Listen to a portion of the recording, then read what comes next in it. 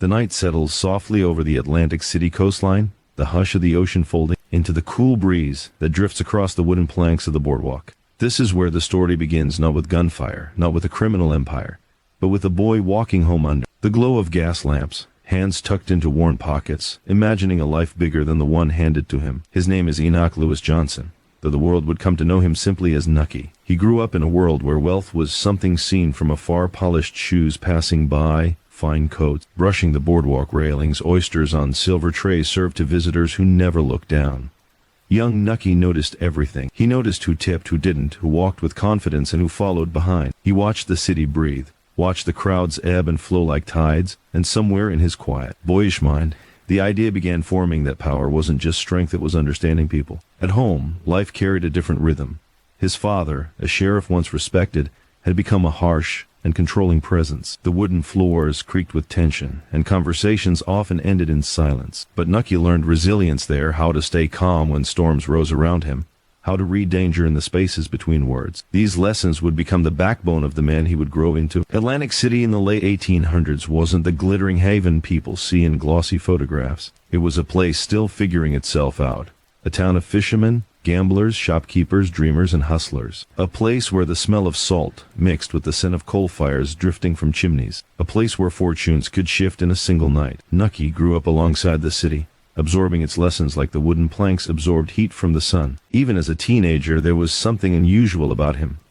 People spoke to him easily. He listened, truly listened in a way that made others feel important. Shop owners slipped him small tasks. Hotel workers let him stand nearby to observe their dealing. Police deputies greeted him by name. He had a face that made people comfortable, and a mind sharp enough to remember everything they said. But beneath that calm exterior lived ambition. Quiet, patient ambition. Every day after finishing chores, Nucky walked along the boardwalk, watching the carriage roll past the hotels, listening to travelers talk about distant cities and high society. He imagined his name on the tongues of powerful people. Imagined shaking hands with those who controlled entire districts. He didn't crave danger. He craved influence, the kind of influence that came from being indispensable. When he turned 14, he found small work delivering newspapers and assisting hotel staff. But he paid attention to more than the job. He learned how tips changed hands, how deals were made in whispers behind counters, how favors were exchanged without contracts, how a well-timed gesture could earn lifelong loyalty. Without knowing it, he was already stepping into a world of politics, its soft-spoken power, its quiet alliances. One afternoon, while delivering packages near the boardwalk's edge, Nucky crossed paths with the man who would unknowingly alter the trajectory of his life. Louis the Commodore Quinlay. He was already a titan of Atlantic City, a businessman, politician, and behind-the-scenes orchestrator of the city's growing prosperity. Where others saw a boy doing errands, the Commodore saw potential. "Sharp eyes you've got there," he said with a curious smile. "Most boys your age stare at their feet." Nucky didn't look away.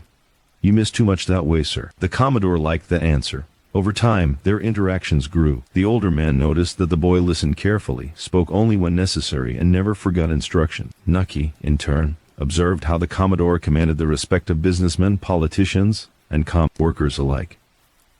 He saw how favors formed the true currency of the city, and how the man in charge understood everyone's debts. By 17, Nucky was more than just another kid on the boardwalk. He had become a quiet assistant to those running small operations, legal and otherwise. He wasn't breaking laws. He was learning how they were bent. He learned that influence consisted not just of strength, but of subtlety, knowing who owed what, when to apply pressure, and how to keep people grateful. The city's hotels glittered with new electric lights. Carriages gave way to motorcars. The boardwalk expanded as tourism swelled. Atlantic City was becoming a jewel of the East Coast, and Nucky felt himself rising with it. Step by step, favor by favor, handshake by handshake. But with growth came shadows. Gambling dens multiplied in back rooms. Liquor flowed where it shouldn't. Politicians traded support for envelopes. The finer the buildings grew, the darker the corners behind them seemed to become. At night, when the last tourists drifted back to their rooms, Nucky walked the corners, observing the city's dual personality, one of spectacle, one of secrets.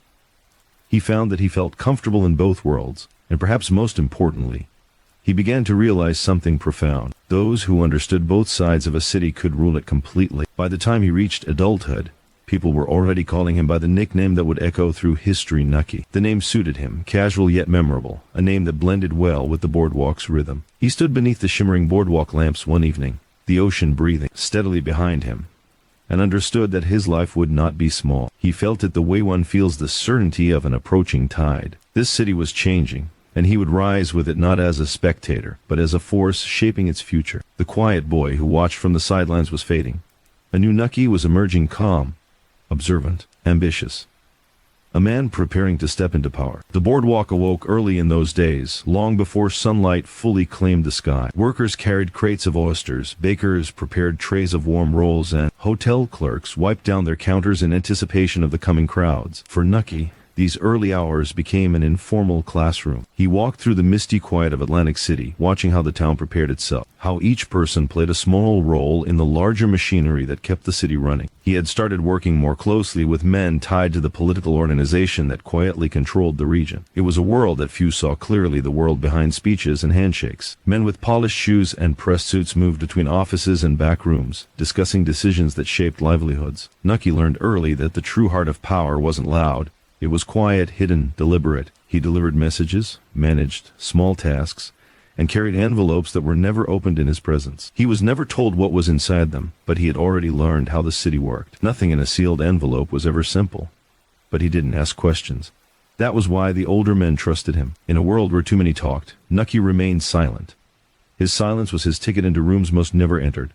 As the city grew, tourism brought both money and temptation. The elegant hotels lit their lobbies like palaces, drawing in gamblers, businessmen, politicians, and vacationers seeking escape. Atlantic City offered all of that escape, from worry, from routine, from the rules that governed ordinary life. Behind the sparkling facade, however, another world thrived, one protected by political alliances. The man at the center of that system was still the Commodore. Nucky spent more time around him, not as a friend, but as an apprentice of sorts. He watched how the older man handled problems not with violence, but with calculation. When someone opposed him, the Commodore rarely confronted them directly. Instead, he shifted alliances, tightened financial pressure, or quietly rewarded a rival. Power, Nucky learned, was about opportunity, leverage, and patience. He absorbed these lessons with a calm intensity that impressed everyone who crossed his path. He didn't boast. He didn't overstep. His ambition was quiet, but it was there, simmering beneath every polite "yes, sir," and every thoughtful observation. People in town started approaching him as if he held some sort of unofficial authority. Shopkeepers asked him to speak to the right people about permits. Dock workers asked him to smooth out disputes. Taxi drivers asked him for help resolving quarrels with hotel managers. Even though he was still young, he carried himself like someone who could make things happen. And in truth, he could, because every favor he fulfilled strengthened the invisible web he was weaving around himself. One evening, while assisting with an event at one of the grand hotels, Nucky encountered a situation that would test his instincts. A wealthy visitor had caused trouble in the lobby, drunk, loud, and refusing to pay his bill. The staff didn't want to escalate the situation. Guests were watching. The hotel manager looked around frantically, unsure how to prevent a scene. Nucky stepped forward with calm authority he didn't yet realize he possessed. He spoke to the unruly guest with a steady voice, neither confrontational nor submissive. He offered a way out quietly, respectfully suggesting that the man accompany him to a private room to discuss the matter. Surprisingly, the guest followed without argument. Inside the quiet office, Nucky let him vent his frustrations, nodding until the anger lost its momentum. Then he gently guided him towards settling the bill, offering to arrange transportation afterward. The man eventually agreed, embarrassed but grateful.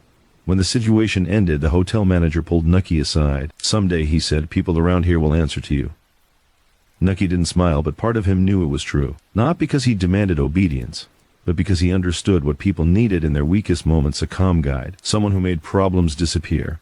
In time, Nucky became the bridge between the city's visible world and its hidden one. The Commodore trusted him with more significant responsibilities, tasks that hinted at the depth of Atlantic City's political machine. Nucky arranged meetings, relayed information, and handled negotiations with a steady, unshakable demeanor. The men around him were older, seasoned, sometimes hardened by years of navigating corruption and alliances. Yet, they relied on the young man who spoke little and observed everything. But the path he walked wasn't without conflict.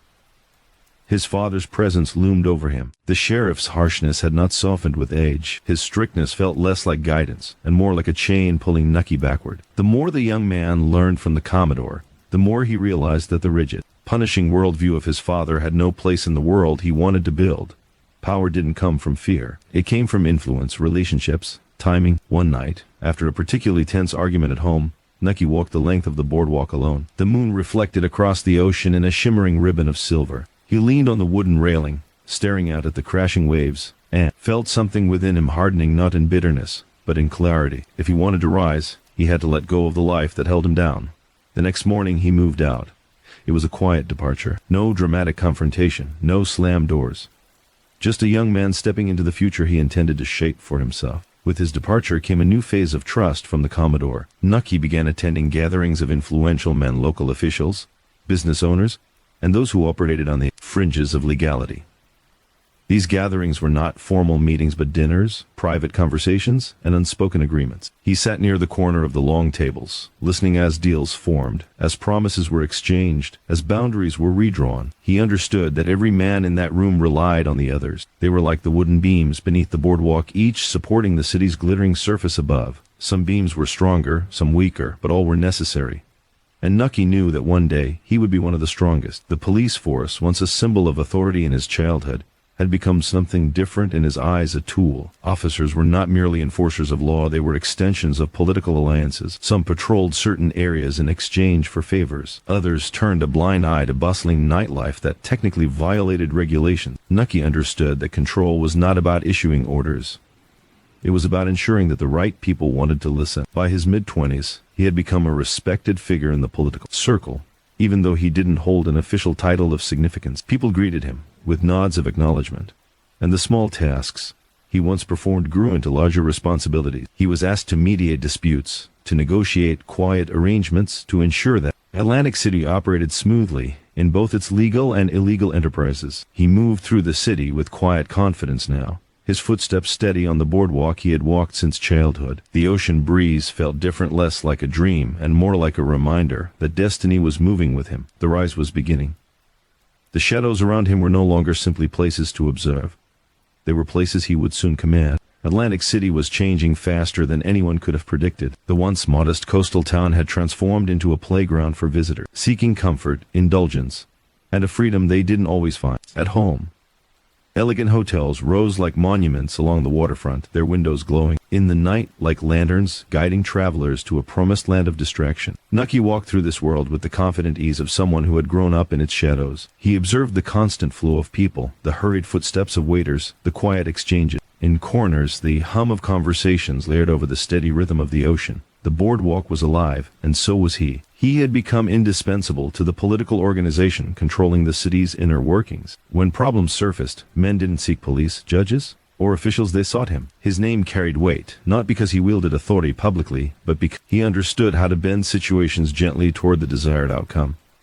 He didn't pressure people, he guided them. He didn't demand loyalty, he earned it quietly. The Commodore began trusting him with matters that required not only discretion but intuition. Nucky was invited into private discussions where strategies were planned, where political alliances were shaped, where the future of Atlantic City was negotiated behind the veil of public appearances. The older man would sit back, cigar in hand, and watch the younger one absorb every detail. It wasn't long before Nucky began handling delicate meetings on his own. He met with hotel owners who wanted smoother access to city permits. He sat with small business operators hoping to expand into profitable areas. He listened to whispers from men running nightlife establishments who wanted protection or favorable conditions. He learned which city officials could be influenced, which ones required persuasion, and which ones responded best to promises of future favor. None of this felt unusual to him. He had grown into this world naturally, shaped by observation, sharpened by necessity, empowered by intelligence. His rise wasn't sudden, it was steady, methodical, almost inevitable. One evening, after a long day of negotiations, Nucky found himself standing on a balcony overlooking the glowing expanse of the boardwalk. The breeze carried the scent of salty air mixed with cigar smoke, drifting from the veranda below. The city looked peaceful from above, but he knew its tranquility was crafted, orchestrated, maintained by the very machinery he had become a vital part of. He closed his eyes and listened not to the ocean, but to the steady hum of life beneath him. Every sound felt connected to him in some way. The laughter of guests from a hotel lounge, the distant clatter of poker chips from a hidden room behind a storefront, The murmur of men arranging tomorrow's business. He wasn't in charge yet, but he already felt the city moving according to rhythms he helped maintain. It was during this time that Nucky began assisting in political campaigns. Elections weren't won through speeches alone. They were won through organization, influence, and the quiet persuasion of voters. Nucky visited neighborhoods, spoke to local shopkeepers, arranged transportation for supporters, and ensured that the political machine was working smoothly at every level. He learned that people didn't necessarily vote for the candidate they admired most. They voted for the person who had helped them, who had made their lives easier, who had shown up when others didn't. Nucky made sure he was that person. He remembered names, remembered faces, remembered the needs of individual families. A sack of coal delivered discreetly, a medical bill quietly paid, a troublemaking landlord persuaded to be reasonable. These actions weren't merely favors, they were investments. And people noticed. When Nucky says he'll fix it, he fixes it, they would whisper. And those whispers spread across the city like a gentle tide, building his reputation into something resembling quiet authority. Every election strengthened his standing. His influence extended beyond the boardwalk, beyond the hotels and bars, into the small homes and neighborhoods scattered through the town. He knew the owners of the bakeries, the clerks in the post offices, the workers on the docks. He wasn't just a man of power. He was a man of the people, or at least he made them feel that way. The transition from valued assistant to essential strategist happened subtly. The Commodore, aging but still formidable, began relying on Nucky for insights. They would sit together in a private office lined with heavy wooden furniture and maps of the city pinned to the walls. The older man would ask, "What do you think of this?" Or "How would you handle that?" And Nucky's answers, always thoughtful, always precise, began shaping decisions rather than merely supplementing them. It was during one such meeting that the Commodore leaned back in his chair, studying the young man across from him. His eyes narrowed with a mixture of satisfaction and caution. "You're becoming the glue that holds this town together," he said quietly. "People listen to you. They trust you. That can be a dangerous thing if you're not prepared for it." Nucky didn't flinch. "I'm prepared to do whatever is necessary for Atlantic City." The Commodore nodded, but his expression revealed a deeper realization. He wasn't grooming a helper. He was witnessing the rise of someone who would one day surpass him. Nucky's influence continued growing in unexpected ways. When a conflict erupted between two groups of workers over wage disputes, he negotiated a compromise that prevented a riot. When hotel owners complained about aggressive competition, he helped arrange agreements that kept everyone profitable. When nightlife operators worried about crackdowns, he coordinated with officials to maintain a manageable balance. He became the city's unofficial mediator, problem solver, and quiet authority. People sought him out not because they feared him, but because he made their lives easier. And in a city built on pleasure and convenience, that was invaluable. But influence always attracted attention. Rival factions noticed his rising prominence. Some admired it, others resented it. A few attempted to undermine him through gossip or political maneuvering. They misjudged him. Nucky didn't retaliate with anger. He responded with strategy. He strengthened relationships that mattered. He completed promises before rivals could interfere. He spoke calmly, respectfully, even to those who wished him ill. His restraint disarmed them. His intelligence outmaneuvered them. His patience exhausted them.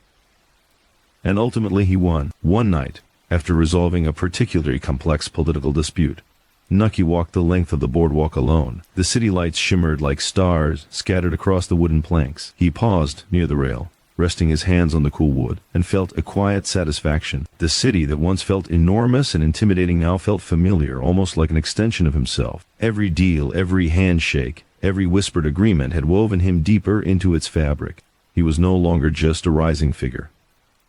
He had become indispensable. The ocean waves crashed gently beneath him, steady and confident. The sound matched the rhythm of his own ascent. He didn't rush. He didn't force anything. He simply moved forward with the same calm certainty he carried as a boy watching the world from the shadows. Now, he was stepping out of those shadows slowly, purposefully, toward a future that was beginning to bend to his will. The winds along the Atlantic coast carried a new kind of energy as the city pushed deeper into the 20th century. What once felt like a rustic seaside escape had transformed into a thriving, humming organism, hotels expanding upward, new restaurants taking root, shops opening in long bright rows, and nightlife pushing beyond its previous boundaries. The boardwalk glowed every night like a lit stage, and every performer on a tourist or a local played a part in the growing illusion that Atlantic City was a world without worries.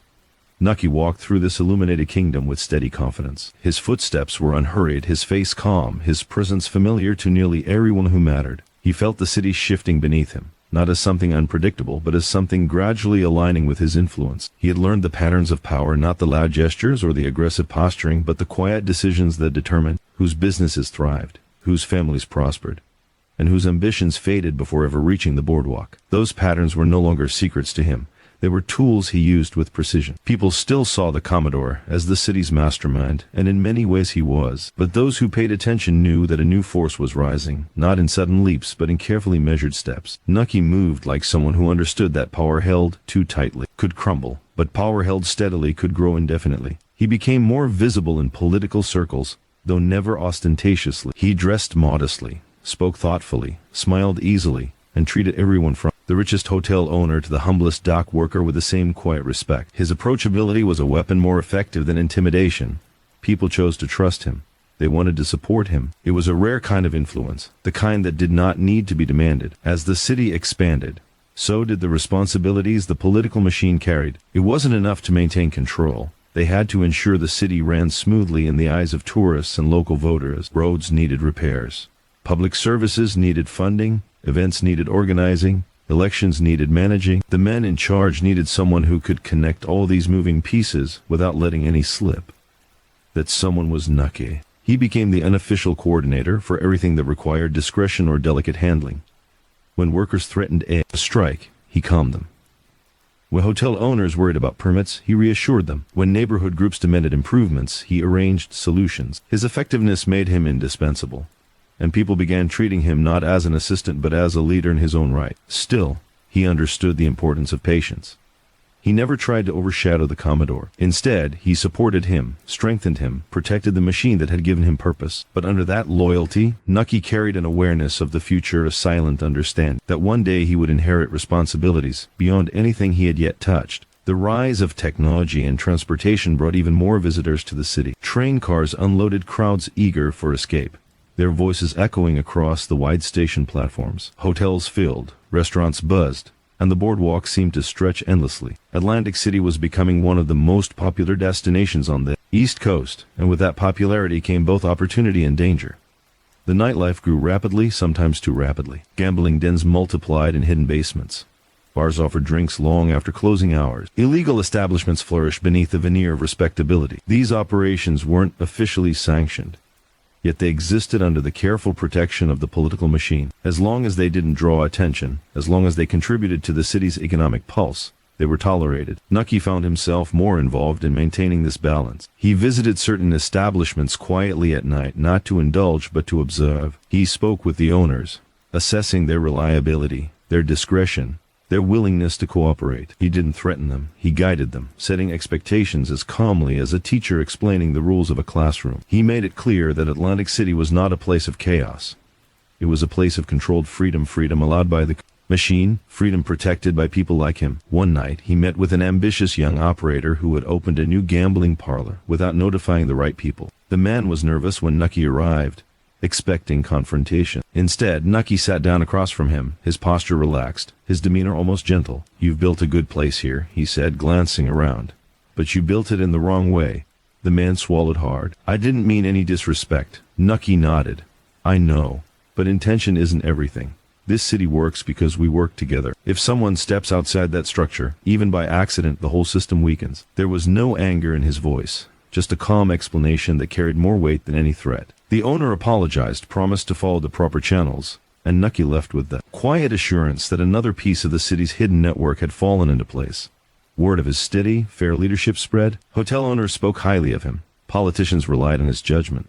Workers trusted his promises. Even the people who operated in the shadows respected the way he handled things, with balance, with fairness, with intelligence, but not everything moved smoothly. As his influence grew, so did resentment from those who saw him as a threat. Some were jealous, others were wary. A few were openly hostile but too afraid to act against him. Nucky was aware of all of them. He recognized the glances exchanged across meeting rooms, the whispers that floated through hallways, the subtle ways rivals tried to undercut him. He responded with patience. He didn't confront his enemies directly. He outperformed them. He built alliances they couldn't break. He solved problems they couldn't handle, and gradually their resistance faded, not because he forced them into submission, but because he made himself too valuable to oppose. Late one evening, after a long meeting in a smoke-filled back room, Nucky walked home along the quiet stretch of the boardwalk. The moon hung low over the water, casting a soft glow on the rippling waves. The air was cool, and the smell of the sea drifted gently through the night. He paused near the railing, staring out at the dark horizon. This spot had once been where he dreamed of becoming someone important. Now it felt like a checkpoint on a journey that was unfolding exactly as he had quietly imagined. He felt neither pride nor fear, only clarity. The path ahead was widening. The influence he carried was no longer a possibility, it was a reality. He could sense a shift coming, a transfer of power that wasn't planned but was inevitable. He wasn't just part of the machine anymore. He was becoming the one who kept it running. Atlantic City's destiny was beginning to align with his own. The years rolled forward, and with them came a subtle, undeniable shift in the balance of power. The Commodore, once a towering presence in Atlantic City's political world, had begun to show the signs of age. His stride was slower, his temper shorter, and his sharpness, while still formidable, no longer cut with the precision it once had. The men around him noticed it. The city felt it. And Nucky, who had built his rise carefully within the older man's shadow, sensed it more clearly than anyone. He didn't celebrate it. He respected the Commodore too much for that. But Nucky knew that nature obeyed no man, and time had a way of choosing its own successors long before anyone said the words aloud. The political machine needed stability, consistency, and someone who could maintain the delicate balance of control the city relied on. The Commodore had built that system. Nucky had learned to maintain it, and soon he would have to lead it. But before the transition could occur, storms had to pass, storms both within the machine and within the city itself. One afternoon, as Nucky walked into the headquarters of the organization, a building that looked entirely ordinary from the outside but held layers of influence within, he found a group of ward leaders in heated discussion. They stopped abruptly when he entered. Their sudden silence told him everything. Something was shifting, and they were already looking to him for answers. "What's going on?" he asked, his voice calm. One of the older ward leaders cleared his throat. "The Commodore's been missing meetings. He's unwell. Some of the men are concerned about the future." Nucky took a seat at the long table. "The future isn't something to fear," he said quietly. "It's something to guide." The men exchanged looks. He could feel their uncertainty, but also their hope. Many had worked with him for years and trusted him more than they trusted each other. They knew he could keep the city functioning as it must. They also knew that power left unanchored could tear the machine apart. Nucky understood that trust wasn't enough. He needed to show them he was ready, not through boasting or demanding titles, but through actions. The same way he had earned his position step by careful step. In the weeks that followed, he strengthened relationships that mattered. He visited business owners personally. He checked on neighborhood leaders, listened to their concerns, solved their problems with quiet efficiency. He ensured that police cooperation remained stable, that nightlife operators followed the rules, and that workers received timely support during a mild economic dip. He didn't let the city feel the Commodore's fading presence. Instead, he filled every gap before anyone else noticed it. Then, unexpectedly, a major crisis struck, one that could have thrown the entire city into chaos. A large hotel on the boardwalk caught fire late one night, its flames visible from miles away. Panic swept through guests and workers as smoke billowed upward, painting the sky orange. People rushed out into the streets, shouting for help. The fire department arrived, but the blaze spread quickly, fueled by strong winds and old wooden structures. Nucky was at home when the news reached him. Without hesitation, he rushed to the site. The streets were filled with confusion, tourists crying, workers scrambling, firemen shouting orders. The scene was a tangle of fear and desperation. Nucky pushed through the crowd until he reached the front line. He didn't shout orders. He didn't panic. He found the fire chief and asked, "What do you need right now?"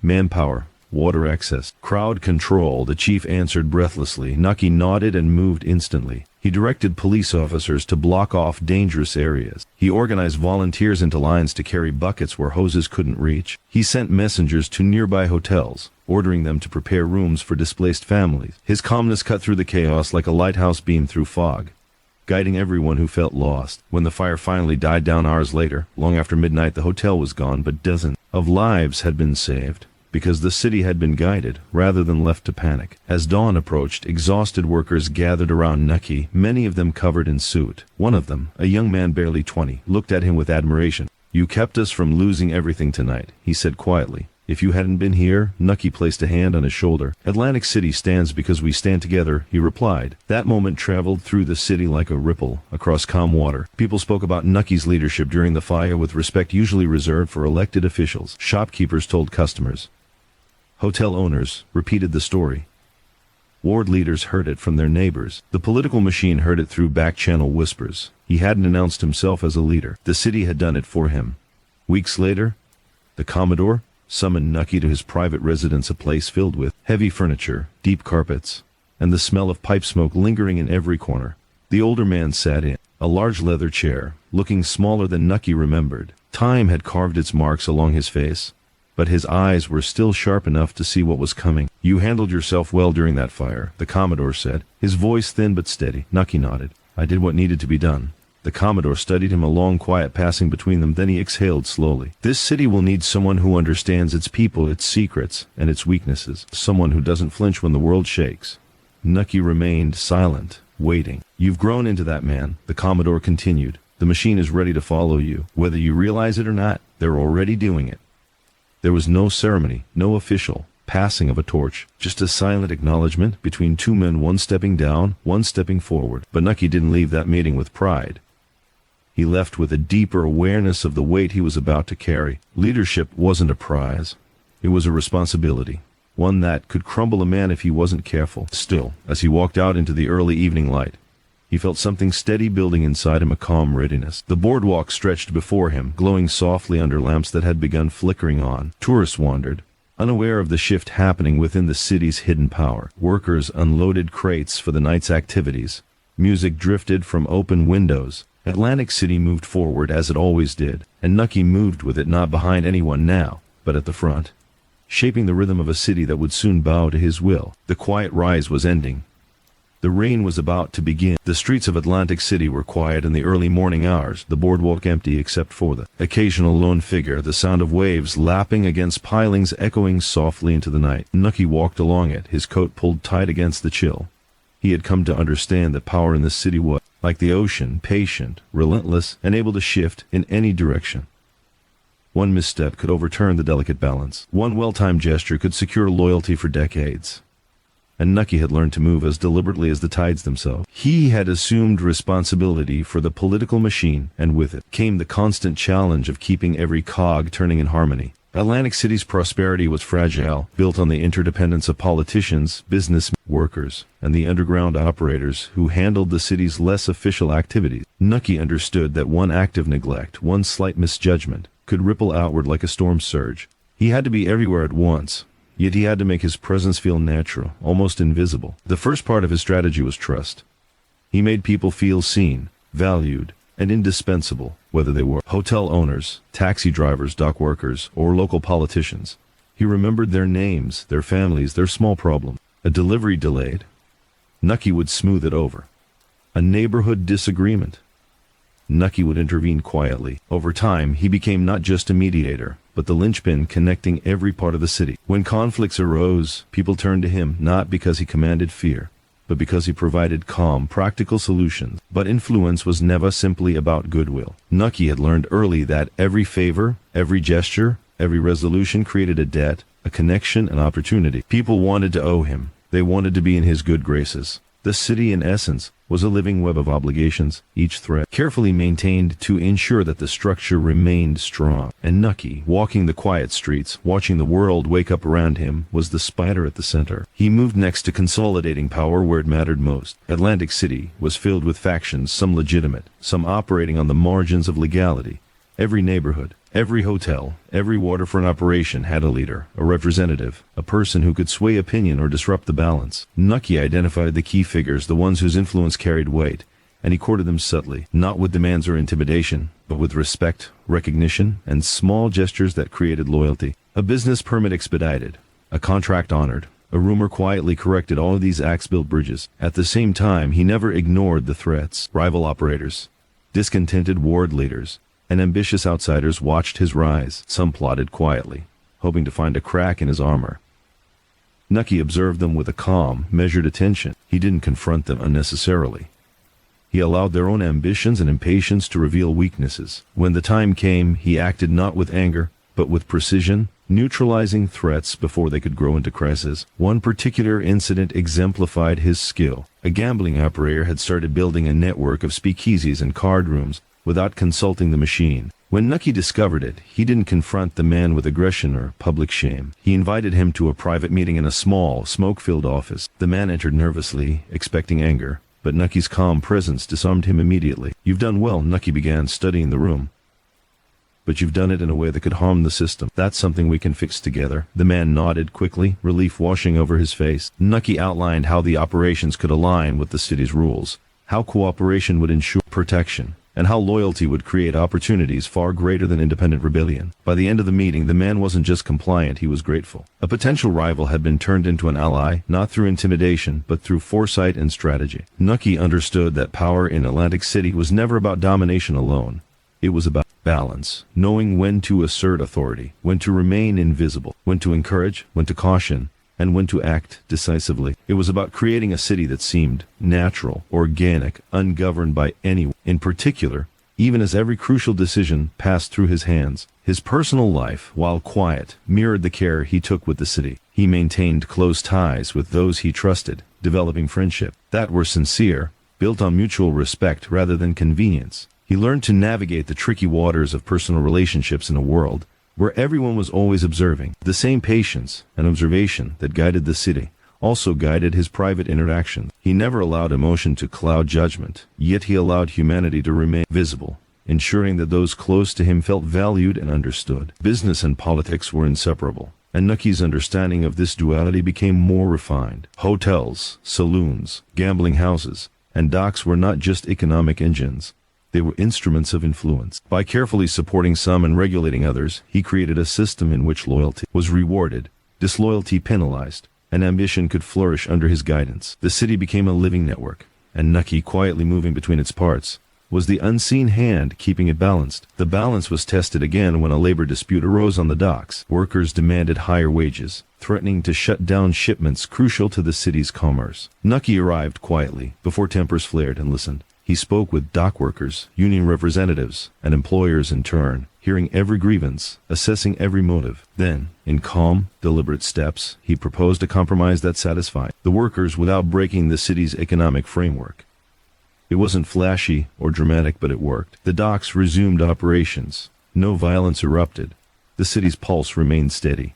That incident, like many before and after it, spread Nucky's reputation further. People began to recognize not just his competence, but the quiet authority that accompanied it. His name was whispered with respect among business owners, politicians, and operators alike. They didn't always understand why he commanded such loyalty, only that he did, and that resisting him was rarely wise. Yet Nucky remained patient, understanding that power was a long game. He never rushed ambition, never forced recognition, never flaunted authority. He built a network that was resilient, flexible, and loyal one, that would serve as the foundation for decades of influence. Atlantic City itself became an extension of his will, not through overt control, but through subtle guidance, quiet persuasion, and unwavering consistency. Walking along the boardwalk late one night, he paused at the railing, listening to the ocean. He reflected on the city's rhythm, the patterns of people, the ebb and flow of commerce, politics, and human desire. Everything was connected, and he understood the connections better than anyone else. The city was no longer just a place where he lived. It was a world that moved in tandem with his actions. Every decision, every gesture, every quiet intervention shaped it subtly, imperceptibly, yet irrevocably. Nucky smiled faintly. The web he had woven was intricate, strong, and expanding, and at the center, quietly and deliberately, he remained the guiding hand. Atlantic City was not merely surviving, it was thriving, and its future, like the ocean's tide, moved according to the rhythm he set. The sun rose over Atlantic City, spilling gold and amber light across the boardwalk. Nucky walked along it in the quiet hours before the crowds arrived, savoring the stillness. This stretch of wooden planks had witnessed his entire journey, from a curious, observant boy to the man who quietly shaped the heartbeat of the city. The boardwalk had become more than a path. It was a stage where the life of the city played out, and Nucky, invisible yet omnipresent, was the unseen director.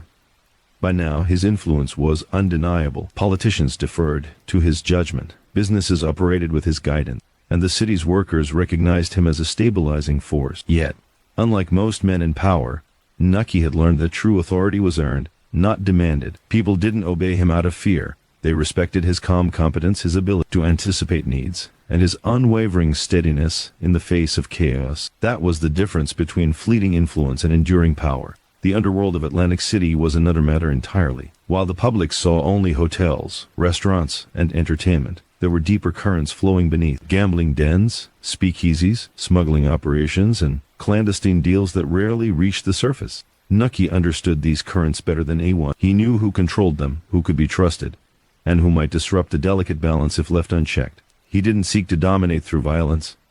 Instead, he cultivated loyalty, mutual dependence, and careful oversight. Late one evening, he visited a small, dimly lit establishment tucked away near the edge of the boardwalk. Its owner, a wiry man with keen eyes, greeted him with a nervous nod. Nucky had come not to scold or threaten, but to ensure cooperation. He spoke calmly, assessing the operation, asking questions that revealed both opportunities and risks. By the time he left, the owner was reassured, ready to follow the guidelines Nucky subtly imposed, and even eager to share intelligence that would protect the city's broader operations. It was in moments like these that Nucky's true skill shone, his ability to blend authority with discretion, influence with subtlety. He moved through the city like a shadow, never forcing the spotlight, yet always present, at the heart of its decisions. People spoke about him in hushed tones, never quite sure how much they owed him, or how deeply he understood their lives, yet always aware that he had the power to help or hinder. Beyond the logistics of control, Nucky had cultivated an almost instinctive understanding of human nature. He watched faces, listened to tones, and read silences. A shift in posture, a pause before answering, a flicker of hesitation. These were signals he noted, storing them for later reflection. The city's people revealed their intentions and fears in small gestures, and Nucky, patient and observant, learned to interpret them with uncanny precision. Business, politics, and the underworld were intertwined, yet each demanded its own approach. Nucky navigated them all with careful balance. To the politicians, he was a facilitator, smoothing conflicts and maintaining cohesion. To the business owners, he was a mediator and protector, ensuring that commerce flowed uninterrupted. To the operators of clandestine ventures, he was a silent regulator, ensuring their activities benefited the city without drawing dangerous attention. It was a delicate dance, one that required strategy, patience, and above all, restraint. One afternoon, a dispute erupted between two influential businessmen over control of a waterfront property. Each man had supporters, investors, and hidden backers, and the potential for violence simmered beneath polite conversation. Nucky arrived without announcement, quietly observing the tension, gauging motives, and measuring influence. He called both men into a private room and spoke not with threats, but with reason, counsel, laying out the long-term consequences of conflict versus collaboration. By the end of the meeting, both parties had agreed to compromise, understanding that cooperation would yield more wealth and influence than rivalry. Nucky had diffused a potential crisis without raising his voice or forcing authority, an example of his growing mastery. The city's growth presented new challenges, and Nucky approached each with foresight. He knew that Atlantic City's popularity could attract outsiders, ambitious men seeking control, opportunists willing to exploit gaps, and rival factions who might challenge the existing order. Yet he remained undaunted. He strengthened networks, cultivated alliances, and ensured that loyalty was rewarded. By creating an environment where cooperation was beneficial and rebellion costly, he maintained stability without resorting to overt force. Nucky's rise was not merely a product of circumstance, it was the result of deliberate strategy. He understood that influence required visibility in some areas and invisibility in others. He attended public events, often speaking quietly, listening more than talking. He supported charitable efforts, ensured city services functioned smoothly, and maintained a consistent presence in neighborhoods where his guidance mattered most. Yet, he avoided unnecessary exposure, knowing that a reputation built on skill, discretion, and reliability was far more potent than one built on spectacle. One evening, as the lights along the boardwalk flickered on and tourists began to arrive, Nucky paused near the water's edge. He watched the waves reflect the glow of the lamps, the ebb and flow of the tide mirroring the rhythm of the city itself. Atlantic City was alive, moving in patterns he had come to understand, patterns that revealed both opportunity and risk. In every transaction, every handshake, every whispered conversation, he sensed the forces at play and positioned himself where influence mattered most. He thought of the men who had once doubted him, the rivals who had sought to undermine his authority, and the allies who had grown to trust his judgment. He did not dwell on conflict or triumph, he simply recognized the natural order he had helped establish. Control was not about dominance or fear, it was about balance, subtle guidance, and the ability to respond decisively when necessary. As night deepened and the city thrummed with energy, Nucky continued along the boardwalk. He stopped briefly to observe a small group of musicians playing softly in a corner, their melodies drifting across the planks. The moment was fleeting, but it reminded him of why the city mattered. Not for power, not for influence, but for the lives unfolding within it. For the dreams and struggles of ordinary people who depended on stability, opportunity, and protection. By the time he returned home, the city had shifted subtly under his watch. Guided without fanfare, balanced without coercion. The boardwalk, with its lights, sounds, and motion, was more than a location. It was a living testament to the influence of a man who had learned to move within its currents with precision, patience, and unwavering calm. Nucky understood that this was only the beginning. The web he had woven, the networks he had nurtured, and the trust he had cultivated were foundations upon which the future would be built. Atlantic City's destiny was no longer merely shaped by chance or circumstance. It moved in tandem with his decisions, his foresight, and his steady hand. And as the city thrived, so too did his quiet authority, growing stronger with each passing day, unseen yet undeniable, guiding every corner of the boardwalk he had once only observed as a boy. Atlantic City thrummed with life as Nucky moved through it, walking the streets with quiet authority that few noticed, yet everyone felt. The city had grown into a mosaic of lights, sound, and movement, each element feeding the others, tourists bringing money, businesses thriving from demand, workers depending on stability, and the hidden operators maintaining operations the public never saw. It was a delicate ecosystem, one that required constant care, and Nucky had become its caretaker, not through overt power, but through subtle influence that commanded respect without fear. By now, his responsibilities extended to nearly every facet of the city. He oversaw the coordination of public services, ensuring roads were repaired, sanitation was maintained, and the boardwalk remained inviting. He supervised interactions among businesses, mediating disputes before they escalated, smoothing tensions that could ripple outward into chaos. He maintained relationships with political figures at every level, quietly guiding decisions and aligning interests without making the process appear orchestrated. And he kept a watchful eye on the underground world, understanding that unchecked ambition or greed could disrupt the careful balance he had cultivated. Nucky had discovered early that control achieved through fear was fragile. A frightened man might obey for a moment, but loyalty earned that way dissolved the instant the threat disappeared. True stability came from respect, from recognition of competence, and from trust. He fostered relationships that created mutual dependence. Workers, business owners, politicians, and operators alike learned that when Nucky was involved, problems were solved, disputes were balanced, and outcomes were fair. His calm presence reassured them, and that reassurance became a form of power stronger than intimidation. A particularly challenging situation arose when a group of dock workers began threatening a slowdown of shipments, demanding higher wages and better conditions. The dispute was dangerous because it risked delaying goods essential to the city's commerce, and rival factions were already waiting to exploit the unrest. Nucky arrived quietly at the docks, observing the workers from a distance. Before approaching, he did not shout, threaten, or attempt to intimidate.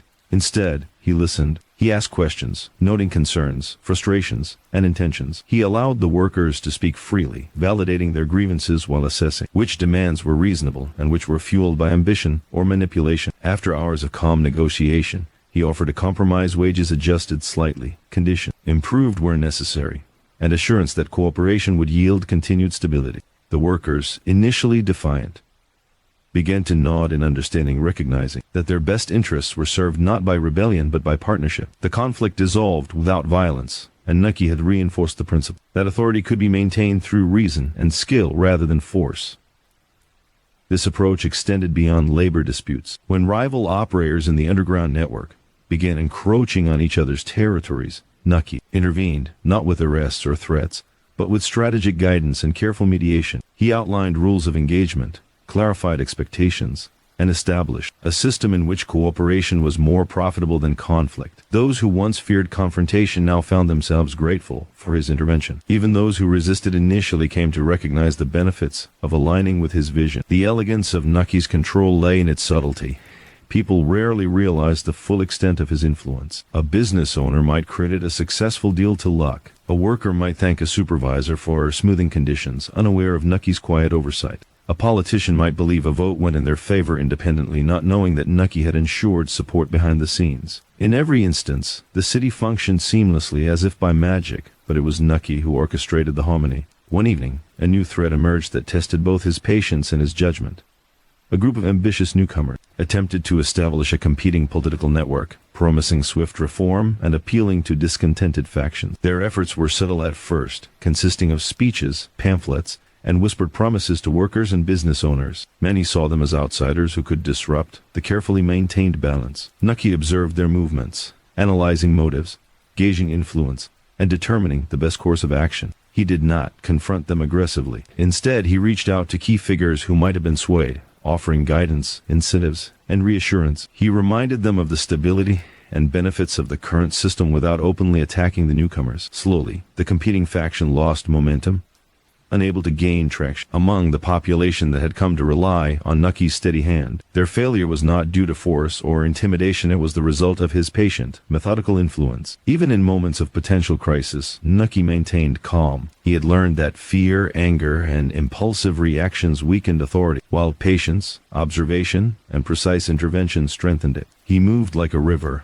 flowing around obstacles, guiding outcomes subtly and allowing the city to see only the surface, while he controlled the currents beneath. It was a style of leadership that few understood, but all respected, a power invisible yet absolute. His personal discipline reinforced his influence. Nucky lived modestly, ate simply, and maintained routines that allowed him clarity of thought. He avoided unnecessary indulgence, preserving mental acuity for decisions that affected thousands. He cultivated relationships with those he trusted, understanding that loyalty, once earned, required care and consistency. He balanced empathy with pragmatism, ensuring that decisions benefited both the city and his long-term objectives. Through this balance, he maintained authority without appearing overbearing or authoritarian.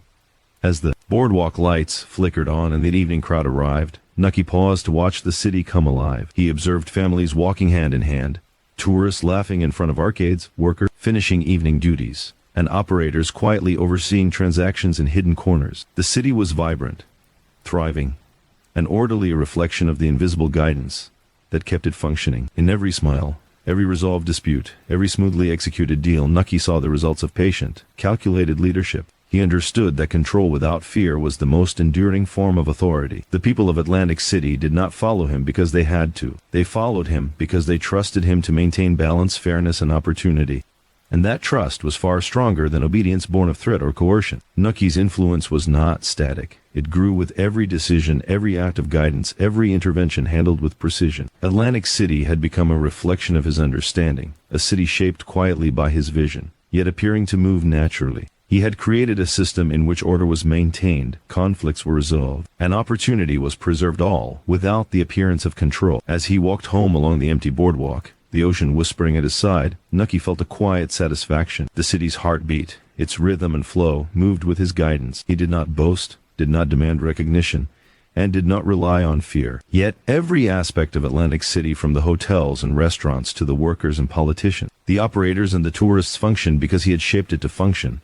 Control without fear, influence without coercion, balance without chaos. This was Nucky's way. This was the principle that had carried him from boyhood observation to the pinnacle of the city's hidden power. And as the lights of the boardwalk reflected in the dark water, he knew that this quiet authority was both fragile and enduring, a testament to patience, skill, and the subtle art of leadership. The streets of Atlantic City glimmered under the soft glow of gas lamps, casting long shadows across the boardwalk. Nucky walked among them, a silent figure who had grown into a presence that both guided and protected the city without fanfare. By now, he had learned to understand the subtle forces that shaped every interaction, every decision, and every hidden corner of the city.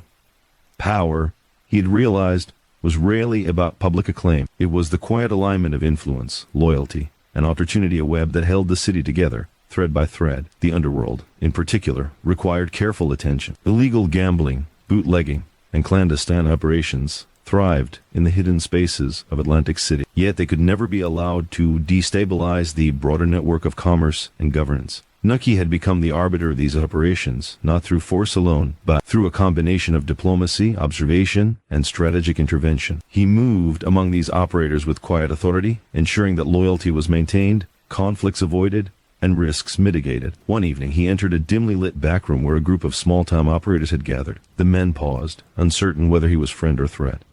Nucky did not raise his voice. He did not demand respect. He simply observed them, noting the dynamics in the room, listening to the tension and hesitation in their conversation. After a moment, he spoke, his tone calm and deliberate. "You're all capable men," he began, "but your operations cannot exist in isolation. Atlantic City functions because of cooperation, not competition. You have a choice: align with the system, or face consequences you may not be prepared for." He outlined a plan, simple yet effective, that allowed each operator to continue their business while ensuring that conflicts would be minimized and profits maximized. The men, initially wary, gradually nodded, recognizing the wisdom in his guidance. Loyalty, once earned through clarity and fairness, became an invisible chain stronger than any threat. Beyond the underground, Nucky continued to maintain the delicate balance of the city's political and commercial networks. He visited hotels to ensure proper operation, smoothed disputes among business owners, and listened to the concerns of neighborhood leaders. Every small interaction reinforced his position,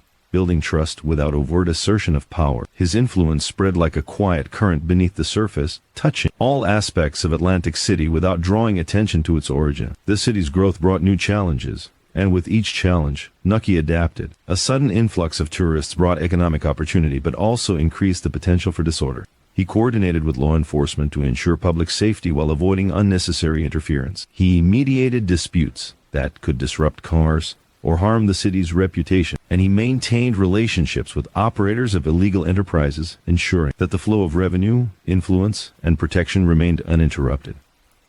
One particular incident tested his skill and patience. A newly arrived syndicate attempted to establish control over several key gambling locations. The syndicate was aggressive, using intimidation and threats to claim territory. Local operators, uncertain how to respond, sought Nucky's guidance. He approached the situation not with confrontation, but with strategy. He arranged private meetings with both the syndicate and the established operators, carefully outlining the benefits of cooperation and the consequences of conflict. By presenting a plan that balanced power and profit, he neutralized the threat, converting potential chaos into an opportunity for strengthened alliances. Alliances, Nucky knew, are the backbone of influence. He cultivated relationships not only with those he managed directly, but also with figures of hidden power, men who could tip decisions, shift loyalties, or create instability if ignored. By understanding their motivations, anticipating their moves, and guiding outcomes subtly, he maintained a system that appeared natural to outsiders while functioning under his watchful direction. The Commodore, though aging, continued to observe Nucky's rise with a mixture of pride and caution. Their relationship had evolved from mentor and apprentice to one of mutual respect. Nucky no longer needed guidance in every decision, yet he remained mindful of the lessons learned under the Commodore's tutelage. Experience had taught him that power could be fleeting, and that maintaining stability required constant vigilance. Personal discipline reinforced Nucky's authority. He adhered to routines that allowed him to remain focused, composed, and attentive. He maintained relationships with trusted confidence, balancing empathy with pragmatism. His ability to navigate both the visible and hidden aspects of the city made him indispensable. Yet he avoided drawing unnecessary attention to himself. Recognition, he understood, was not power. Influence and loyalty were. Political matters demanded equal attention. Nucky carefully monitored elections, voter sentiment, and the ambitions of politicians. He facilitated campaigns quietly, ensuring that candidates aligned with his vision and maintained the city's stability. He negotiated compromises, smoothed over disputes, and encouraged collaboration. By controlling the flow of information, incentives, and alliances, he guided outcomes without ever appearing to dominate the process. The boardwalk itself became a symbol of Nucky's quiet mastery. The tourists who strolled along it saw only a vibrant, lively space. They did not know that every streetlight, every patrol, every business agreement had been subtly guided to ensure safety, satisfaction, and smooth operation. The city appeared organic, yet every detail had been influenced by a careful hand. Nucky understood that real control was invisible, moving behind the scenes, while allowing life to unfold naturally above. Even the smallest details mattered. A dispute between neighboring shopkeepers could escalate into broader unrest if left unchecked. Nucky intervened calmly, resolving conflicts with reason and foresight. A sudden rumor of unrest could cause panic if unaddressed. He gathered information quietly, assessed the situation, and guided perceptions to maintain order. Every interaction, no matter how minor, reinforced his authority and strengthened the network of loyalty and influence he had built over years of careful observation and action. Through it all, Nucky remained patient, understanding that power was not about immediate gain but long-term stability. He had witnessed the consequences of hasty decisions, and he knew that a careful approach, calculated, deliberate, and informed by observation, yielded results far greater than force or intimidation ever could. The city moved according to patterns he had come to understand, patterns he guided with precision, ensuring that opportunity, loyalty, and stability remained in balance. As night fell, the boardwalk shimmered with lights, music, and laughter. Nucky paused to observe the ocean breeze, carrying the sounds of commerce and leisure. Every moment, every action, every decision he had made contributed to the harmony before him. The city thrived, its pulse steady and strong, shaped by a man who had learned to move through shadows, guide alliances, and maintain control without fear. He continued his walk, reflecting on the intricate network of relationships he had nurtured, the subtle interventions that had prevented conflict, and the alliances that had strengthened under his guidance. Atlantic City was not just a city, it was a living, breathing system, and he was its unseen architect. His power was quiet, measured, and absolute, a force that shaped the destiny of every person who called the boardwalk home, whether they realized it or not. The night deepened, the boardwalk alive with quiet energy, and Nucky's presence moved seamlessly among it. Every shadow, every whispered conversation, every decision, both seen and unseen, was a thread in the web he had woven. And as the city slept, his influence remained steady, unbroken, and enduring, the foundation upon which the future of Atlantic City would be built. Atlantic City was waking once more, the early morning light glinting off the wooden planks of the boardwalk. Nucky moved along the familiar path, his coat pulled tight against the brisk sea breeze. He had learned to understand the city as one might understand a living organism. Every movement, every transaction, every whispered conversation carried meaning. He observed the subtle interactions of people, reading intentions and gestures, tones and hesitation. The city, in all its vibrancy, was a web of human ambition, desire, and survival, and Nucky had become its quiet conductor. By this point, he had honed the art of strategy, an approach that combined patience, observation, and subtle guidance. Influence, he understood, was not about dominance or fear. It was about timing, positioning, and knowing when to act and when to wait. A well-placed word, a discreet favor, or a carefully orchestrated meeting could accomplish more than any display of force. Nucky had mastered this principle, and it had elevated him from a behind-the-scenes facilitator to the central force in the city's hidden hierarchy.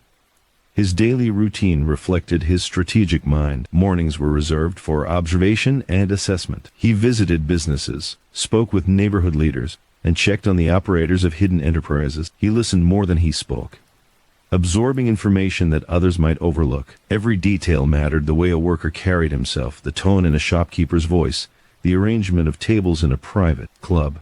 Each observation added to a larger understanding of the city's pulse, allowing Nucky to anticipate problems before they arose and identify opportunities before anyone else saw them. One of the key aspects of his strategy was managing alliances. Atlantic City was a city of factions, each with its own interests, ambitions, and grievances. Some operated in the light, others in the shadows. Nucky had learned that alliances were more powerful than coercion. By carefully cultivating relationships, rewarding loyalty, and subtly neutralizing threats, he ensured that the city's power structures remained stable and resilient. Those who aligned with him found opportunity. Those who resisted found obstacles, though rarely through direct confrontation. His influence moved like a current beneath the surface, guiding outcomes without apparent interference. An example of this strategic finesse occurred when a group of independent operators attempted to expand their gambling operations without consulting the political network. Rather than confront them aggressively, Nucky invited the leaders to a private discussion. He listened patiently as they explained their ambitions and frustrations, acknowledging their skill and initiative. Then he outlined a framework for cooperation that allowed them to operate within established boundaries while benefiting from protection and support. By the end of the meeting, the operators were not only compliant but enthusiastic participants in the network. A potential threat had been transformed into an asset, quietly and efficiently. Strategy also involved managing the perception of power. Nucky understood that people often measured authority by subtle cues: the calmness of a demeanor, the precision of actions, the consistency of decisions. He cultivated an image of competence and patience, never resorting to unnecessary displays of force. Those who encountered him recognized the underlying authority without needing explicit reminders.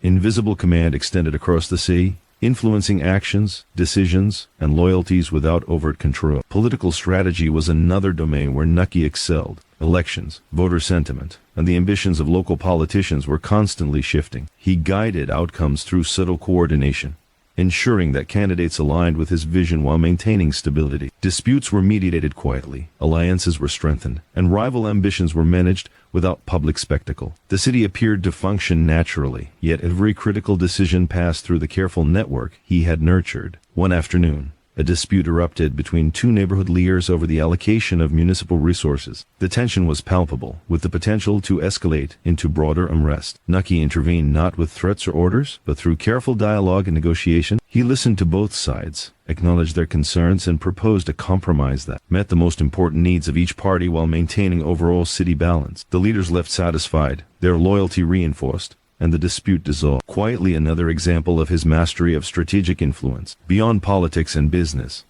Nucky also understood the importance of personal relationships in maintaining authority. Trusted confidence, reliable allies, and long-standing associates formed a network of support that strengthened his position. He cultivated these relationships with care, balancing empathy with pragmatism. Loyalty was not assumed. It was earned and reinforced through consistent guidance, fair treatment, and attention to detail. Those who aligned with Nucky recognized both the benefits of cooperation and the subtle consequences of defiance. The city's underworld, often the most volatile aspect of Atlantic City, required constant vigilance. Illegal operations, smuggling, and gambling dens operated in shadowed spaces, and disputes could ignite quickly. Nucky managed these networks with precision, mediating conflicts before they escalated, setting expectations for conduct, and rewarding those who acted in alignment with the broader system. His presence was felt more than seen, guiding outcomes quietly while maintaining stability across multiple spheres of influence. One particularly delicate situation involved a new smuggling operation that threatened to disrupt existing arrangements. Rather than confront the operators directly, Nucky invited them to a private discussion, outlining the benefits of cooperation and the potential risks of disruption. His calm, reasoned approach won their trust, and the operation integrated seamlessly into the existing network. The city's hidden economy remained stable, and Nucky's influence expanded without a single public confrontation. Even the smallest details mattered. A rumor of unrest could ripple outward if unaddressed, minor disputes could escalate if ignored, and misaligned loyalties could threaten stability. Nucky's strategy relied on anticipation. He monitored the city continuously, interpreting subtle signals, and intervened at precisely the right moments. Control was never about domination. It was about ensuring that every part of the city moved in harmony, guided by his quiet hand. As night fell, the boardwalk lit up with its familiar glow, alive with tourists, music, and the hum of commerce. Nucky paused near the water's edge, watching the waves reflect the city lights. Every movement of the crowd, every resolved dispute, every successful negotiation was a testament to his strategic skill. The city thrived because he understood it, shaped it, and guided it with patience, foresight, and precision. He knew that true strategy required more than action. It required patience, restraint, and the ability to see the long game. Immediate gains could be tempting, but lasting influence required careful cultivation of relationships, management of perception, and anticipation of human behavior. Atlantic City was a city of opportunity and risk, and Nucky had learned to navigate both with unmatched skill. As he walked home along the empty stretch of the boardwalk, the ocean breeze carrying the sounds of distant waves and the faint echo of laughter from late-night revelers, Nucky reflected on the network of influence he had created. It was not built on fear, not sustained through force, but cultivated through respect, careful observation, and deliberate action. The city moved according to a rhythm he had learned to understand, a rhythm he guided quietly but decisively. Strategy, patience, influence, these were the tools that had elevated him from observer to central figure, from apprentice to unseen authority. The boardwalk stretched ahead, alive with potential, and Nucky knew that the careful application of these principles would continue to shape Atlantic City for years to come. The city's heartbeat moved in time with his vision, subtle yet powerful. And at the center of it all stood a man who had mastered the art of strategy without needing to dominate, a man whose influence would endure long after the lights of the boardwalk faded into night. The boardwalk of Atlantic City shimmered in the late afternoon light, long shadows stretching across the wooden planks as tourists and locals alike moved through the streets, drawn by music, laughter, and the smell of food drifting from open restaurants. Nucky walked quietly among them, a figure whose presence went largely unnoticed by the casual observer, yet whose influence stretched into every corner of the city. Years of careful attention had taught him that power was not measured by visibility but by the subtle alignment of loyalty, influence, and trust. Loyalty, Nucky had discovered, was the foundation of all lasting authority. Without it, even the most carefully constructed networks could crumble. But loyalty was not automatic. It had to be nurtured, maintained, and sometimes tested. People could be swayed by ambition, greed, or fear, and it was the leader's responsibility to ensure that those under his guidance remained aligned with the broader vision. Nucky did this with a mix of attention, discretion, and strategic oversight. In the early evening, he convened a private meeting with several key operators and business owners. These were men and women whose actions, whether overt or subtle, affected the balance of the city. The room was quiet, the only sound the faint hum of the street outside. Nucky observed each person carefully, noting expressions, tone, and body language. His questions were deliberate, probing yet unobtrusive, designed to reveal not only the facts but also intentions, fears, and priorities. "You understand that cooperation benefits everyone," he said calmly, his gaze steady. "When one of us acts independently, the risk grows. Disputes, Delays, mistakes, they ripple outward. But when we operate together, aligned and aware, the city thrives, and so do we. There were nods, murmurs of agreement. But Nucky sensed unease in one of the younger operators. The man had ambition but little patience, and ambition, unchecked, could become a threat. Nucky did not confront him directly. Instead, he subtly highlighted opportunities for alignment and rewards for collaboration. By framing loyalty as beneficial rather than obligatory, he guided behavior with a confrontation, turning potential tension into a reaffirmed partnership. Suspicion was another constant companion in his work. Not everyone could be trusted, and some concealed motives under layers of courtesy or civility. Nucky learned early to recognize these subtle signals: the hesitation in a handshake, the flicker of avoidance in an eye, the slight shift in posture when a particular topic was raised. These were not mere instincts. They were patterns, carefully observed over time, revealing truths that words alone could not. Recognizing them allowed him to intervene before a problem escalated, neutralizing threats with precision rather than force. A challenge arose when a rumor circulated among operators and neighborhood leaders that a new faction intended to challenge existing arrangements. The whispers were subtle at first, passing between informal meetings and casual conversation. But Nucky's network of observation detected the shift immediately. Rather than act rashly,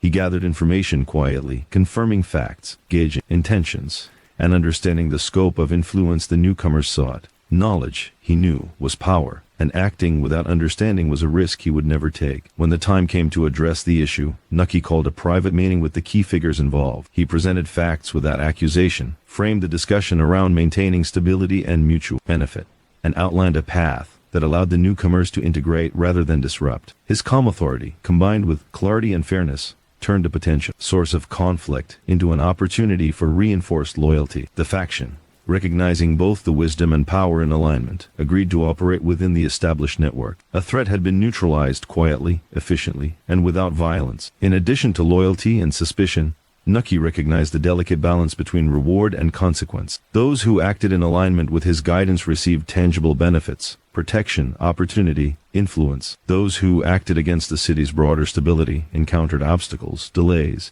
and carefully calibrated setbacks. He never relied solely on threats, understanding that fear alone could breed resentment and eventual rebellion. Instead, he used observation, guidance, and strategic reinforcement to ensure that behavior aligned with the greater system. Personal relationships reinforced his authority in ways that were subtle but profound. Trusted confidence, long-standing allies, and loyal operators formed a network of support that strengthened his position and extended his reach. These relationships were maintained with attention, empathy, and consistency. Nucky did not demand loyalty. He cultivated it through fairness, discretion, and the demonstration that alignment brought benefits to all parties involved. Trust, once earned, became the most powerful tool in maintaining stability across the city. One night, Nucky visited a neighborhood where a small conflict had arisen between two families over business boundaries. Without public attention, he spoke privately to each party, listening to grievances, validating concerns, and offering solutions that addressed immediate issues while preserving long-term relationships. By the time the discussion concluded, both families felt acknowledged,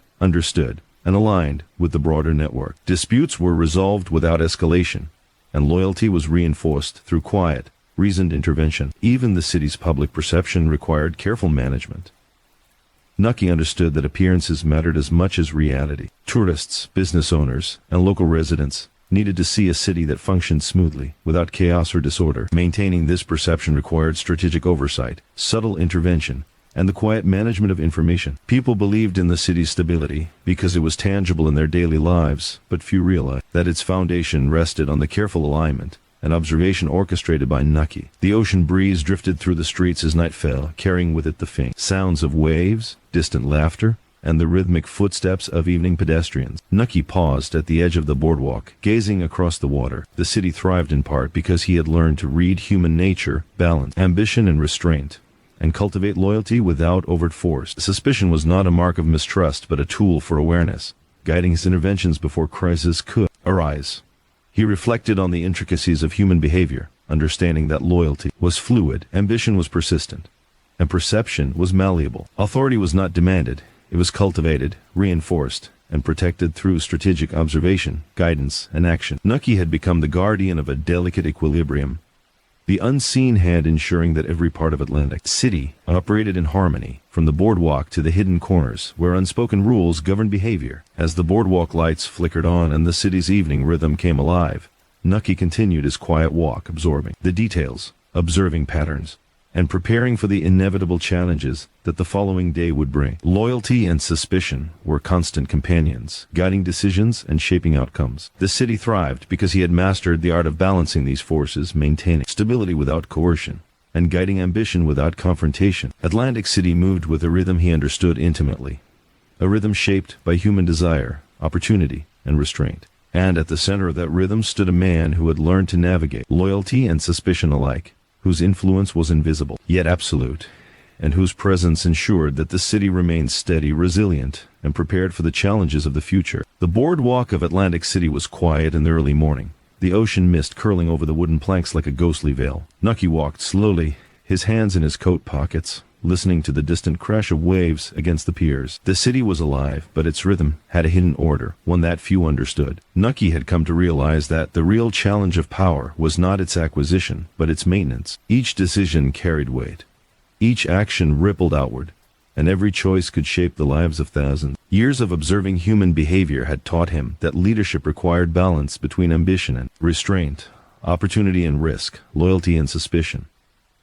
Every move had to be deliberate, every interaction carefully weighed. Nucky had grown accustomed to this pressure. It was a constant companion, quiet yet persistent, demanding vigilance even in moments of calm. The city depended on him to make decisions that others could not see or understand, but which affected the entire ecosystem of Atlantic City. This morning he had to address a delicate situation involving several local operators. A dispute over territory had arisen, threatening both profits and the stability of established networks. Nucky approached it methodically, observing the interactions among the parties involved before speaking. He did not raise his voice or display anger. His authority was subtle, rooted in the recognition that his guidance had consistently yielded positive outcomes. Calmly, he asked questions, listened carefully, and guided the conversation towards solution that benefited all parties while preserving the underlying network of loyalty and influence. Decision-making was not always straightforward. There were moments when competing interests collided, where no solution seemed entirely satisfactory, and where each option carried potential consequences. Nucky had learned to weigh these scenarios carefully, balancing short-term benefits against long-term stability. He understood that patience often yielded better results than immediate action, and that the perception of fairness was as important as the reality. People trusted him not because they agreed with every decision, but because they knew he considered all angles, anticipated outcomes, and acted with deliberate intent. One particularly challenging case involved a wealthy hotel owner whose ambitions threatened to disrupt the established balance of influence. The man sought to expand gambling operations without consultation, drawing attention from rivals and operators who had long-standing arrangements.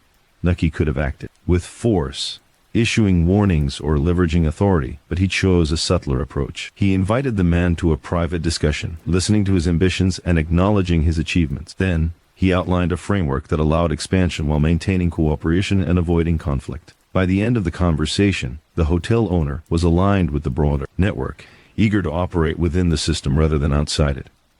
Nucky's decisions extended beyond business. Political dynamics required equal attention. Elections, alliances, and public perception all had the potential to shift rapidly, and missteps could create unrest. He guided politicians with subtle counsel, ensured that negotiations proceeded without disruption, and maintained oversight of initiatives that could affect the city's stability. Every decision, from the allocation of city resources to the timing of permits and approvals, was considered in the context of broader consequences. Personal relationships also influenced his decisions. Trusted allies provided insight, guidance, and perspective, allowing him to anticipate challenges before they arose. Yet loyalty had to be managed carefully. Favors granted too freely could create entitlement, while strictness, without consideration, could breed resentment. Nucky navigated this delicate balance, reinforcing loyalty while fostering independence, ensuring that the people who supported him felt valued and recognized without compromising the stability of the system. The weight of decisions often manifested in quiet reflection. Nucky would walk the boardwalk late at night, observing the interplay of lights, shadows, and movement. He noticed the rhythm of daily life, the families strolling, the merchants opening and closing their shops, the operators coordinating in quiet corners. Every decision he had made, every intervention he had guided, had shaped these scenes. The city moved according to patterns he had helped establish, yet the movement appeared natural to all who experienced it.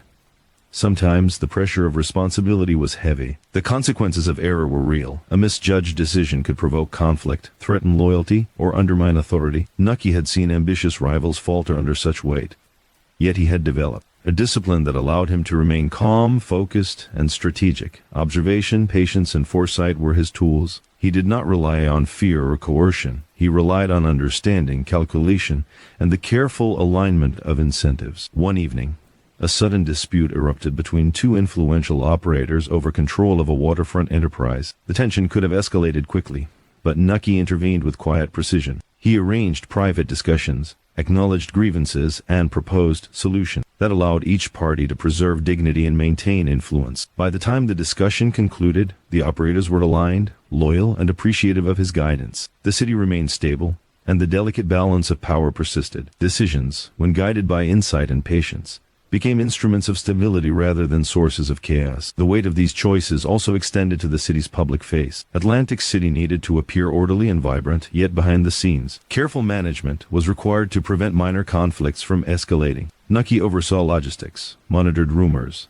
and maintained networks of information to anticipate and address potential challenges. His influence was invisible to the casual observer, yet every detail of the city's functioning was shaped by the decisions he had made. Even in moments of solitude, Nucky felt the gravity of responsibility. The quiet of the boardwalk at dawn offered reflection, but also a reminder of the countless lives affected by his choices. Each decision, small or large, could ripple outward, influencing commerce, loyalty, and opportunity. Nucky approached this weight with discipline, recognizing that leadership required both foresight and humility. He did not act rashly or impulsively. Every step was considered, every outcome anticipated, and every consequence evaluated. The balance of power, the alignment of loyalty, and the careful management of ambition required constant attention. Mistakes could have far-reaching effects, but thoughtful, deliberate decisions reinforced stability and strengthened influence. Nucky had learned to navigate this landscape, understanding that true authority was not merely a result of command, but the careful orchestration of countless moving parts, each dependent on observation,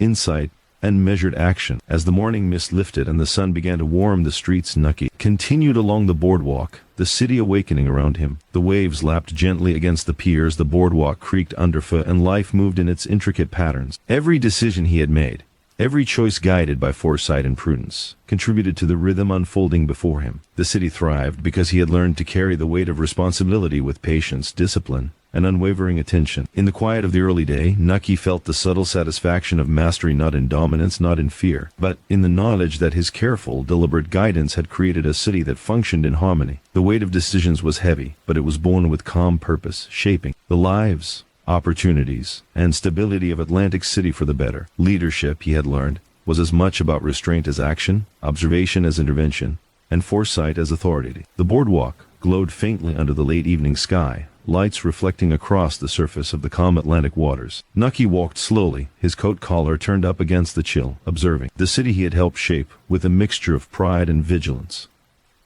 Atlantic City thrived, yet its stability was a fragile balance, maintained by unseen forces and subtle influence. Nucky had come to understand that the true power lay not in what people could see, but in what they did not. It was the invisible hand guiding commerce, politics, and loyalty that ensured the city's rhythm remained steady. He moved quietly among the few lingering pedestrians, noting gestures, expressions, and interactions. To the casual observer, he was just another man strolling along the boardwalk, but to those who operated in the city's hidden networks, his presence was a reminder that influence was everywhere, even if it went unnoticed. Nucky had learned that authority was strongest when it was subtle, invisible, and pervasive. It was not about fear, nor even admiration. It was about creating a system in which people naturally aligned with the structure he had cultivated. Every decision, every intervention, every conversation had consequences. Nucky understood that small actions often rippled outward in ways no one could predict, and that foresight, careful observation, and patience were the only tools capable of shaping those outcomes in favor of stability. He maintained networks of loyalty, alliances, and information, ensuring that potential disruptions were addressed before they could escalate. In the invisible workings of the city, his influence flowed like an undercurrent, unnoticed yet omnipresent. Earlier that evening, he had visited a local club where operators of gambling and bootlegging enterprises conducted their business. The room was dimly lit, the air thick with tobacco smoke and the muted sounds of conversation. Nucky did not announce his presence, he merely observed. He noted the arrangements of tables, the subtle interactions among men and women, and the quiet tension that occasionally flickered across a face. These were all indicators, subtle signs that allowed him to gauge intentions, alliances, and potential threats. Knowledge, he knew, was far more powerful than force. He approached a young operator whose ambitions had begun to attract attention beyond his immediate circle. Rather than reprimand or threaten, Nucky spoke calmly, outlining the advantages of cooperation within the established network. He emphasized that alignment with the system offered protection, opportunity, and influence far greater than individual ambition could achieve alone. The young man listened, absorbing every word, and by the end of the conversation he was not only compliant but eager to contribute. Recognizing the wisdom of Nucky's guidance, the invisible hand of influence extended far beyond these personal interventions. Nucky monitored political developments, election dynamics, and the flow of information throughout the city. He ensured that public services, commerce, and law enforcement operated in ways that reinforced stability, even when the public remained unaware of his involvement. Every action he took was calculated, not for personal glory, but to maintain the intricate balance that allowed Atlantic City to flourish. One challenge arose when a newly arrived syndicate attempted to establish control over several key territories. Their methods were aggressive, relying on intimidation and secrecy to assert dominance. Nucky, however, remained unflustered. He gathered intelligence through trusted allies, observing patterns, identifying weaknesses, and crafting a plan that neutralized the threat without resorting to violence. He invited the syndicate's leaders to a private discussion, framing alignment as mutually beneficial while subtly highlighting the risks of conflict. The strategy worked. The newcomers were integrated into the existing network, and the city's stability endured. The essence of Nucky's power lay in anticipation. He learned to interpret minor details, a hesitation in speech, a shift in posture, a fleeting expression as signals of intent. These insights allowed him to intervene before conflicts arose, to guide decisions before problems escalated, and to influence behavior without overt authority. The city moved in harmony not because of force, but because its actors understood, consciously or unconsciously, that cooperation yielded the greatest rewards. Beyond politics and commerce, Nucky understood the importance of perception. The public had to see Atlantic City as a thriving, orderly, and inviting destination. Tourists, residents, and workers alike were reassured by smooth operation, well-maintained streets, and predictable rhythms of life. Behind the scenes, however, meticulous oversight ensured that disruptions were managed, conflicts prevented, and risks mitigated. Nucky's influence was invisible, yet its effects were tangible in every facet of the city. He also recognized that influence required subtle reinforcement. Loyalty was cultivated through consistent guidance, fair treatment, and the careful alignment of incentives. Operators, politicians, and workers all learned that cooperation and adherence to the established system were rewarded, while deviation carried consequences, often subtle yet effective. Nucky never relied solely on threats or force, understanding that these methods could breed resentment and eventual rebellion. Instead, he guided behavior through reason, foresight, and the quiet demonstration of capability. One particularly delicate situation involved a dispute between two influential families who controlled adjacent businesses. Tensions had escalated subtly over weeks, threatening the stability of the surrounding network. Nucky approached each party individually, listening to concerns, validating perspectives, and proposing solutions that addressed immediate issues while preserving long-term relationships. By the time discussions concluded, both families were aligned with the system. Disputes dissolved, and loyalty was reinforced, all achieved without public confrontation or threat. Personal discipline remained central to his influence. Nucky maintained routines, observed the city meticulously, and cultivated relationships that extended both knowledge and authority. He recognized that even minor lapses in observation could create openings for disruption.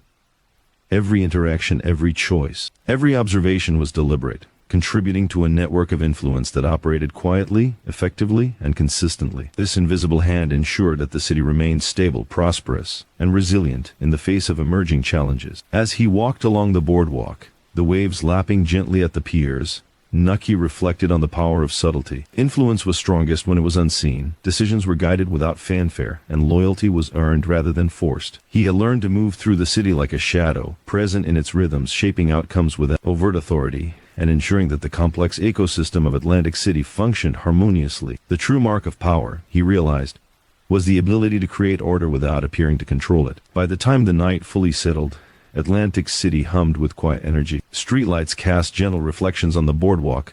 Music from distant clubs drifted through the air, and shadows moved in predictable patterns. Every aspect of the city's functioning, from commerce to politics, from public perception to hidden enterprise, was guided by the invisible hand of one man who had mastered the art of subtle influence. Nucky's presence ensured that the city moved with precision, loyalty, and resilience, a testament to the careful cultivation of observation, patience, and strategic action. And as the moon rose above the horizon, casting its pale light across the boardwalk, Nucky continued his quiet walk, aware that his influence, though unseen, had shaped every corner of Atlantic City. The invisible hand moved through the city like a steady current, unseen yet undeniable, guiding decisions, reinforcing loyalty, and preserving stability. This was the art of power. He had perfected the power to shape a city without ever revealing the extent of his control. The streets of Atlantic City were alive in the late evening, the boardwalk humming with music, laughter, and the faint scent of salt carried on the ocean breeze.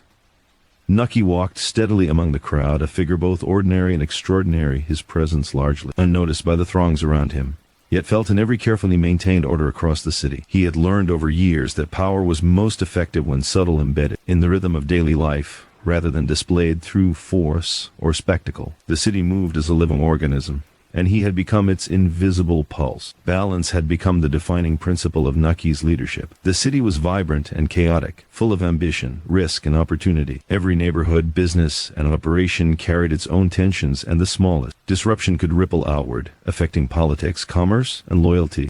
Nucky understood that true control did not come from domination or coercion, but from careful alignment, an ongoing calibration of forces that ensured the city remained stable, productive, and resilient. Every decision, interaction, and observation contributed to this delicate equilibrium. That evening, Nucky made his way to a hotel that had recently expanded its operations into uncharted territory. The expansion had drawn subtle resentment from neighboring operators, threatening to spark disputes that could escalate if unchecked. Nucky entered quietly, observing interactions, listening to grievances, and identifying underlying concerns that were not immediately expressed. His approach was deliberate. He did not intimidate. He did not demand compliance. He guided the conversation with calm authority, validating perspectives, while steering outcomes toward cooperation and mutual benefit. The hotel owner, ambitious and proud, initially resisted alignment. Yet Nucky spoke with clarity and reason, emphasizing the long-term advantages of cooperation and the potential risks of conflict. By framing loyalty as opportunity rather than obligation, he secured agreement without threats, cultivating respect and trust in equal measure. The disputes dissolved quietly, reinforcing the city's stability and strengthening the network of loyalty that sustained Nucky's influence. Balance required more than individual negotiation. It demanded constant observation across the broader ecosystem. Nucky had established systems to monitor patterns, detect early signs of tension, and anticipate potential disruptions. Operators, political figures, and business leaders were all part of an intricate web, their interactions subtle indicators of broader dynamics. By interpreting these signals, he intervened strategically, often before others recognized a problem existed. Knowledge and foresight, he had learned, were far more effective than force or punishment. A challenge arose when a new faction attempted to gain influence over several key operations in the city. Their approach was aggressive, relying on secrecy, intimidation, and swift maneuvering to consolidate power. Nucky, however, remained calm. He gathered information through his network, observing their movements, identifying motivations, and assessing the potential impact on the city's balance. Rather than confront them openly, he arranged private discussions, presenting cooperation as mutually beneficial, while subtly emphasizing the risks of conflict. By the conclusion of the meetings, the faction was integrated into the existing system. Their ambitions aligned with Nucky's careful framework. Political maneuvering also demanded balance. Elections, public sentiment, and alliances were fluid, capable of shifting rapidly with mismanaged events or unchecked ambition. Nucky ensured that candidates sympathetic to the city's stability received support, while rival ambitions were managed with discretion. Disputes among politicians, business owners, and operators were mediated quietly, and incentives were aligned so that cooperation became the path of least resistance. Through careful intervention, the appearance of chaos was avoided, yet the underlying system remained robust and responsive. Balance extended to perception as well. The citizens of Atlantic City had to experience a sense of order, safety, and opportunity. Tourists, workers, and residents alike were reassured by smooth operations, predictable rhythms, and fair interactions. Behind the scenes, however, meticulous management ensured that even minor conflicts were resolved, risks mitigated, and loyalty reinforced. Nucky's influence remained invisible, yet it shaped every aspect of daily life, from the allocation of resources to the resolution of disputes and the subtle management of political dynamics. One particularly delicate case involved a dispute between two long-standing operators whose territories had begun to overlap. Tensions had simmered quietly, unnoticed by the public, but threatening the stability of the network. Nucky approached each party separately, listening carefully, validating concerns, and offering solutions that preserved dignity while maintaining systemic order. By the time discussions concluded, both operators were aligned, loyalty reinforced, and the potential for escalation eliminated. Balance had been restored without force, without spectacle, and without public awareness. Nucky's ability to maintain this balance relied on personal discipline. He observed the city with meticulous attention, cultivated networks of information, and maintained relationships grounded in trust and mutual benefit. Every conversation, decision, and intervention was calibrated to reinforce stability while advancing opportunity. He understood that even small errors could disrupt delicate networks, and that patience, foresight, and subtle guidance were essential tools for managing the complex ecosystem of Atlantic City. Even the seemingly mundane aspects of city life were touched by his invisible hand. Neighborhood disputes, minor disagreements, and operational inefficiencies were all addressed through quiet intervention. Operators who had acted independently were guided toward alignment. Public perception was carefully managed, and the underlying rhythm of the city continued without disruption. These small acts of balance were as vital to stability as the resolution of major disputes or the management of political ambitions. As night fell, the boardwalk came alive with light, sound, and movement. Tourists strolled along the planks, musicians played in the corners, and the scent of food drifted from open restaurants. Nucky paused to watch the interplay of life around him, noting patterns and behaviors, anticipate potential challenges, and ensuring that opportunities for disruption remained minimal. Every action he had taken, every subtle intervention, had contributed to the harmony unfolding before him. The city thrived not in spite of chaos, but because it had been guided through it, balanced carefully, and shaped with foresight. The ocean reflected the lights of the boardwalk, waves moving in steady, rhythmic patterns. Nucky understood that balance was both fragile and enduring. It required constant attention, subtle guidance, and the ability to anticipate human behavior before it escalated into conflict. Power was strongest not when displayed, but when exercised invisibly. Through careful orchestration of loyalty, influence, and opportunity, he continued along the quiet boardwalk, the gentle murmur of waves and distant music accompanying his steps. Every corner of the city, every relationship, every network of influence was interconnected, and he had learned to navigate these connections with precision and patience. Atlantic City moved as if naturally, yet beneath the surface, the invisible hand-guided decisions reinforced loyalty and maintained equilibrium. The art of balance, Nucky reflected,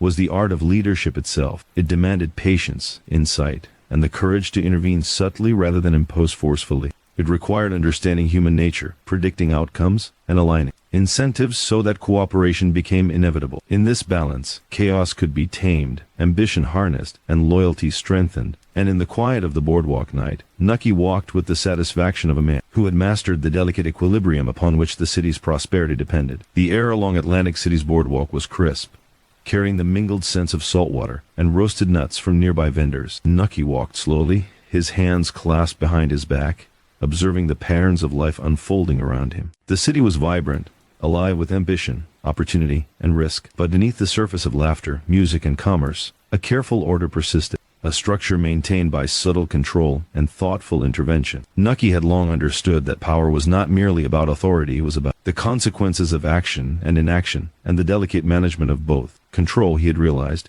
was a matter of perception as much as reality. Those who operated in the city's political and commercial network often believed they were free agents making independent decisions, yet their actions were influenced by Nucky's guidance, shaped by incentives, and moderated by the invisible frameworks he had constructed. He understood that people were most cooperative when they believed they had choice, and that authority, exerted subtly, was far more enduring than authority enforced through force or threat. That evening, he visited a series of key operators whose decisions could ripple outward through multiple sectors. The room was quiet, the soft glow of lamps casting long shadows across the tables. Nucky listened attentively as each person spoke, noting not only the content of their words, but the unspoken concerns beneath them. His questions were calm, measured, designed to reveal priorities, motives, and potential conflicts. By the end of the discussion, he had mapped a path forward that balanced competing interests, reinforced loyalty, and minimized risk.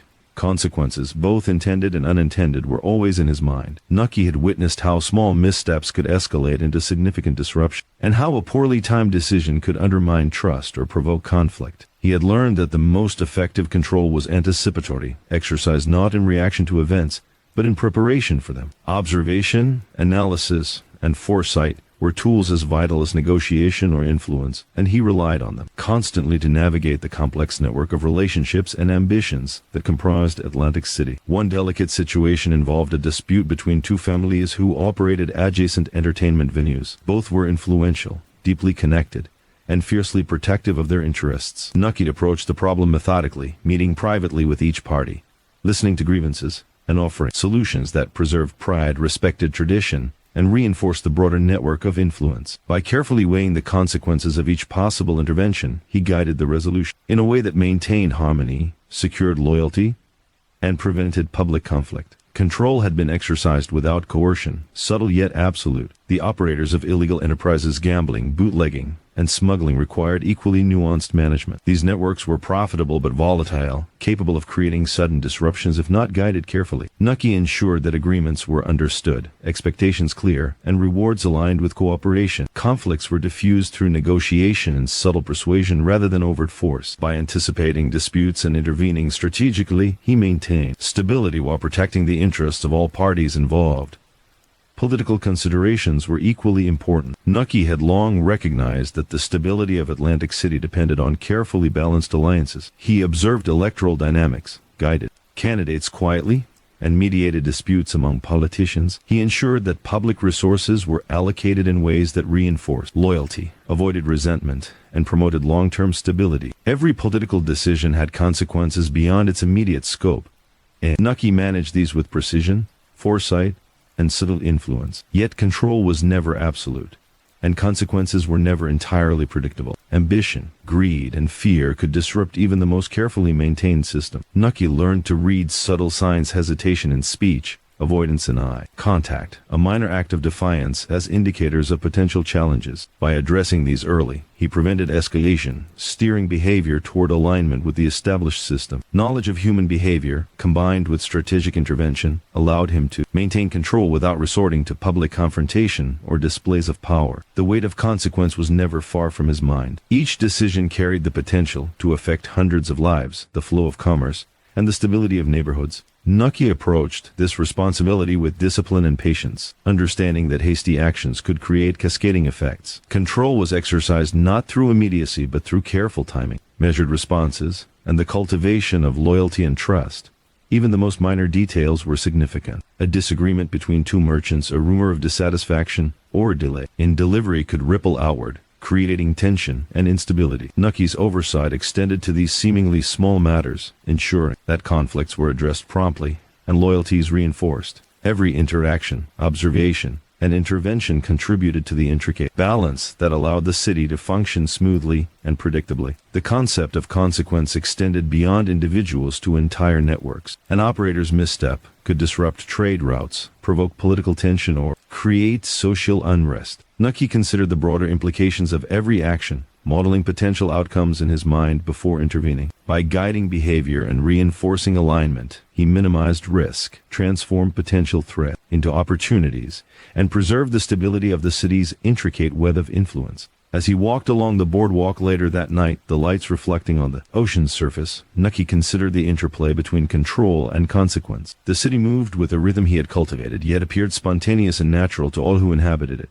Tourists, residents, and operators alike believed in the city's inherent order, unaware of the careful orchestration that had maintained it. Nucky's influence was invisible, but every ripple of stability, every act of cooperation, and every avoided conflict bore his quiet imprint. He understood that true control was not about domination, coercion, or fear. It was about shaping the environment, guiding behavior, and anticipating outcomes. By doing so, he ensured that consequences intended or unintended worked in favor of stability and opportunity. Ambition could be harnessed, loyalty reinforced, and disputes diffused, all without overt displays of authority. This was the essence of Nucky's power, the ability to influence the city while remaining almost entirely unseen, allowing life to unfold with harmony and efficiency. The boardwalk lights flickered softly, casting long shadows as the night deepened. Nucky paused, listening to the faint sounds of music, laughter, and the ocean waves. Every detail he observed, every decision he had made, every subtle intervention he had orchestrated had contributed to the city's equilibrium. Control had been exercised quietly, consequences anticipated, and the network of loyalty and influence preserved. Atlantic City thrived because the city had a steady hand guiding it, one that balanced ambition, foresight,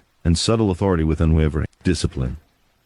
As he continued along the boardwalk, the hum of life around him, Nucky, reflected on the delicate relationship between control and consequence. Each action, however minor, could have far-reaching implications. The city's stability depended on careful calibration, strategic observation, and the quiet exercise of influence. Nucky's mastery of this dynamic ensured that Atlantic City remained vibrant, resilient, and orderly, a city that appeared spontaneous and free, yet was guided by the steady, invisible hand of its most perceptive guardian. The night hung over Atlantic City like a quiet, observing presence. The boardwalk was dimly lit, with only the soft glow of lamps reflecting off the ocean, the sounds of distant laughter mingling with the rhythmic crash of waves. Nucky walked with steady, deliberate steps, absorbing the city's pulse. He had long understood that beneath the lively streets and bustling boardwalk the true power of the city lay in secrets, alliances, and the careful management of relationships that rarely appeared in public view. The city was a web of interdependent interests, and Nucky had become its central thread. Secrets, he knew, were the currency of influence.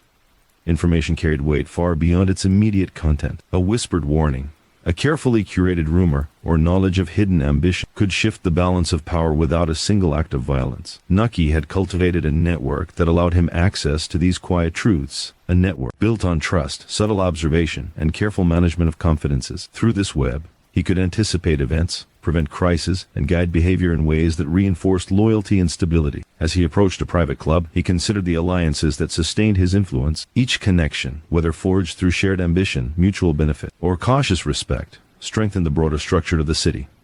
Alliances were fragile, requiring ongoing maintenance. Betrayal, misunderstanding, or misalignment could quickly ripple through network, causing disruptions that threatened both commerce and social stability. Nucky understood that these relationships had to be nurtured with patience, insight, and careful attention. Inside the club, operators of gambling and smuggling enterprises conducted their quiet business. Nucky moved among them unobtrusively, listening to conversations, observing gestures, and noting subtle shifts in tone and body language. Even minor deviations from expected behavior could signal emerging tensions or ambitions. By recognizing these early, Nucky could address concerns before they escalated, maintaining harmony without direct confrontation. His presence, almost invisible, reminded those around him that loyalty and alignment were as valuable as opportunity and profit. Earlier that evening, a young operator approached him with a request. The man sought expansion into territory controlled by an established ally, unaware of the delicate arrangements that balance power. Nucky did not react with anger or immediate rejection. Instead, he spoke calmly, outlining the opportunities for cooperation, the risks of independent action, and the long-term benefits of integration into the network. By framing loyalty as advantageous rather than obligatory, Nucky secured agreement, reinforcing the alliance while preserving both trust and opportunity. Alliances extended beyond business into politics. Nucky had long recognized that the city's stability depended on a careful alignment of public officials, influential families, and neighborhood leaders. Elections, appointments, and negotiations were guided subtly, ensuring that decisions advanced the broader framework of influence. He mediated disputes privately, reinforced agreements, and prevented potential conflicts from becoming public crises. The city's appearance of order was maintained, even as the complex web of alliances shifted quietly behind the scenes. Secrets were not only about knowing, but about discretion. Nucky ensured that sensitive information was shared strategically only with those who needed to know and could be trusted to act appropriately. This careful management reinforced loyalty, encouraged cooperation, and maintained the delicate balance of power. Those who learned too much or acted rashly faced subtle consequences, while those who demonstrated discretion were rewarded with opportunity and protection. In this system, knowledge itself became a form of leverage, wielded thoughtfully and with precision. One particularly delicate situation involved a conflict between two operators who had historically cooperated but had recently developed competing interests. The tension was subtle yet dangerous, with the potential to disrupt networks and provoke wider disputes. Nucky approached each individually, gathering their perspectives, clarifying misunderstandings, and proposing solutions that preserved pride, respected tradition, and aligned with the broader framework of loyalty. By the time discussions concluded, both operators were aligned. their trust reinforced, and the potential for conflict neutralized. Strategic alliances also required foresight. Nucky considered not only immediate gains but long-term stability, anticipating how shifting loyalties or emerging ambitions could affect the network. By integrating new actors carefully, rewarding cooperation, and guiding behavior, he expanded influence without creating over-dependency or resentment. The city moved as if naturally, yet every subtle shift had been considered, accounted for, and guided to maintain equilibrium. Personal relationships were equally important in sustaining influence. Trusted confidence, long-standing allies, and loyal associates formed a network that extended both information and authority. These relationships were maintained with attention, fairness, and consistency. Nucky recognized that loyalty could not be assumed. It had to be cultivated and reinforced through mutual respect, strategic alignment, and subtle demonstrations of capability. Those who felt valued and understood were more likely to act in ways that reinforced the broader system. The weight of secrets also carried a personal burden. Knowledge of ambition, betrayal, and potential threats required careful consideration. Misjudgments could provoke conflict, erode trust, or undermine stability. Nucky carried this burden with discipline, understanding that foresight and discretion were as critical as action. By managing secrets strategically, he could guide outcomes, diffuse tension, and protect both his allies and the broader city. As he exited the club later that night, the boardwalk stretched before him, bathed in the soft glow of lamps and the faint light of the moon reflecting on the water. The rhythm of the city continued, vibrant yet orderly, chaotic yet controlled. Every decision, every intervention, and every quiet conversation had contributed to this harmony. Nucky's influence, though largely invisible, guided outcomes, reinforced alliances, maintained stability across the network of interests that sustained Atlantic City. He reflected on the delicate interplay between secrets and alliances. Knowledge carried power, yet it could also create risk if mismanaged. Relationships required ongoing attention and subtle reinforcement, and trust had to be earned and preserved. Through careful observation, strategic guidance, and discreet intervention, Nucky ensured that ambition, loyalty, and opportunity remained aligned. The city moved as if naturally, yet beneath the surface, the invisible hand of influence maintained its balance. The waves lapped gently at the piers as he continued his walk, the soft hum of life along the boardwalk carrying on around him. Atlantic City thrived because its networks of secrets and alliances were carefully tended, their interactions subtly guided to maintain order.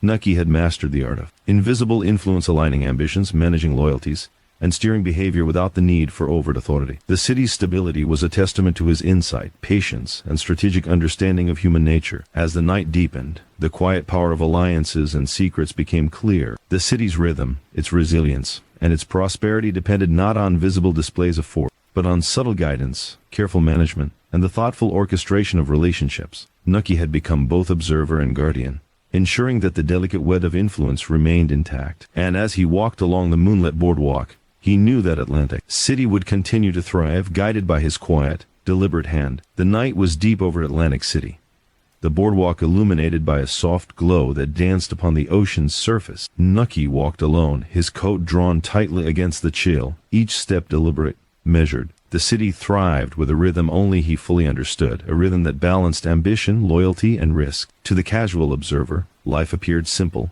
vibrant, and orderly. But Nucky knew that beneath the surface, the true power of the city moved in shadows, guided by subtle influence, careful planning, and the quiet orchestration of events few ever noticed. Shadows were both literal and metaphorical in his world. They offered cover for clandestine negotiations, provided perspective on rival ambitions, and concealed the breadth of his influence. Nucky had long understood that the strongest power was invisible. To act openly invited resistance. To dominate overtly provoked ambition in others. But influence exercised quietly, in the folds of conversation, through alignment and discretion, created loyalty that was enduring and networks that were resilient. The city moved not because of fear, but because it had been guided subtly to function in harmony. Earlier that evening, he had attended a private meeting with several influential operators whose decisions could ripple across multiple industries. The room was quiet, the air thick, with the weight of unspoken tension. Nucky observed everything, shifts in posture, fleeting expressions, the tone of casual remarks. Each detail offered insight into intentions, unvoiced concerns, and latent ambitions. Knowledge, he knew, was more powerful than authority.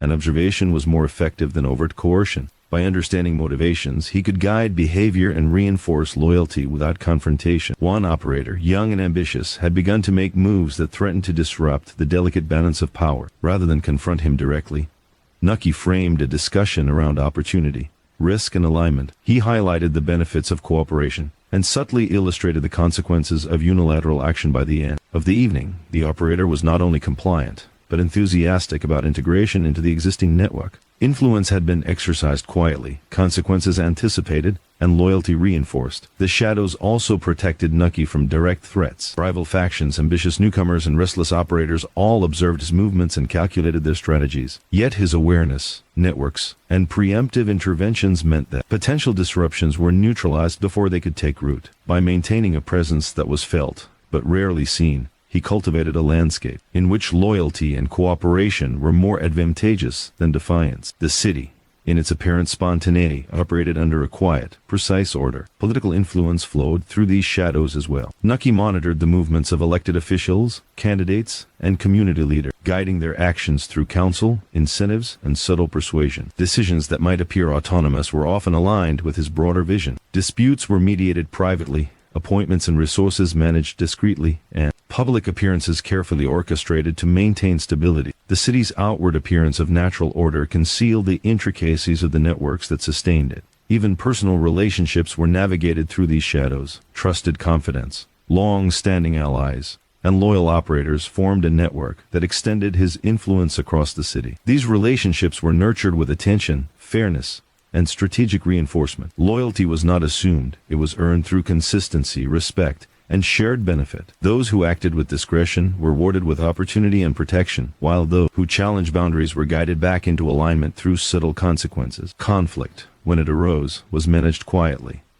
A dispute between two operators over a lucrative territory could have escalated into public confrontation, yet Nucky intervened with precision. He met privately with each party, listening, validating concerns, and presenting solutions that preserved dignity while maintaining the larger network. By addressing tensions before they erupted publicly, he maintained stability, reinforced loyalty, and ensured the city's operations continued without disruption. The shadows allowed him to act without spectacle, guiding outcomes invisibly yet decisively. The true challenge of these shadows was anticipation. Nucky had to predict ambition, detect resentment, and observe unspoken desires. Every minor act of hesitation, a glance, a change in tone, could indicate a shift in allegiance or the stirrings of conflict. By interpreting these signs, he could intervene before crisis emerged, steering behavior toward cooperation rather than rebellion. Knowledge of human nature, combined with strategic foresight, allowed him to maintain control without overt displays of authority. One evening, a rumor began circulating about a potential alliance between two rival factions. The whispers were subtle, almost imperceptible, but Nucky's network caught them early.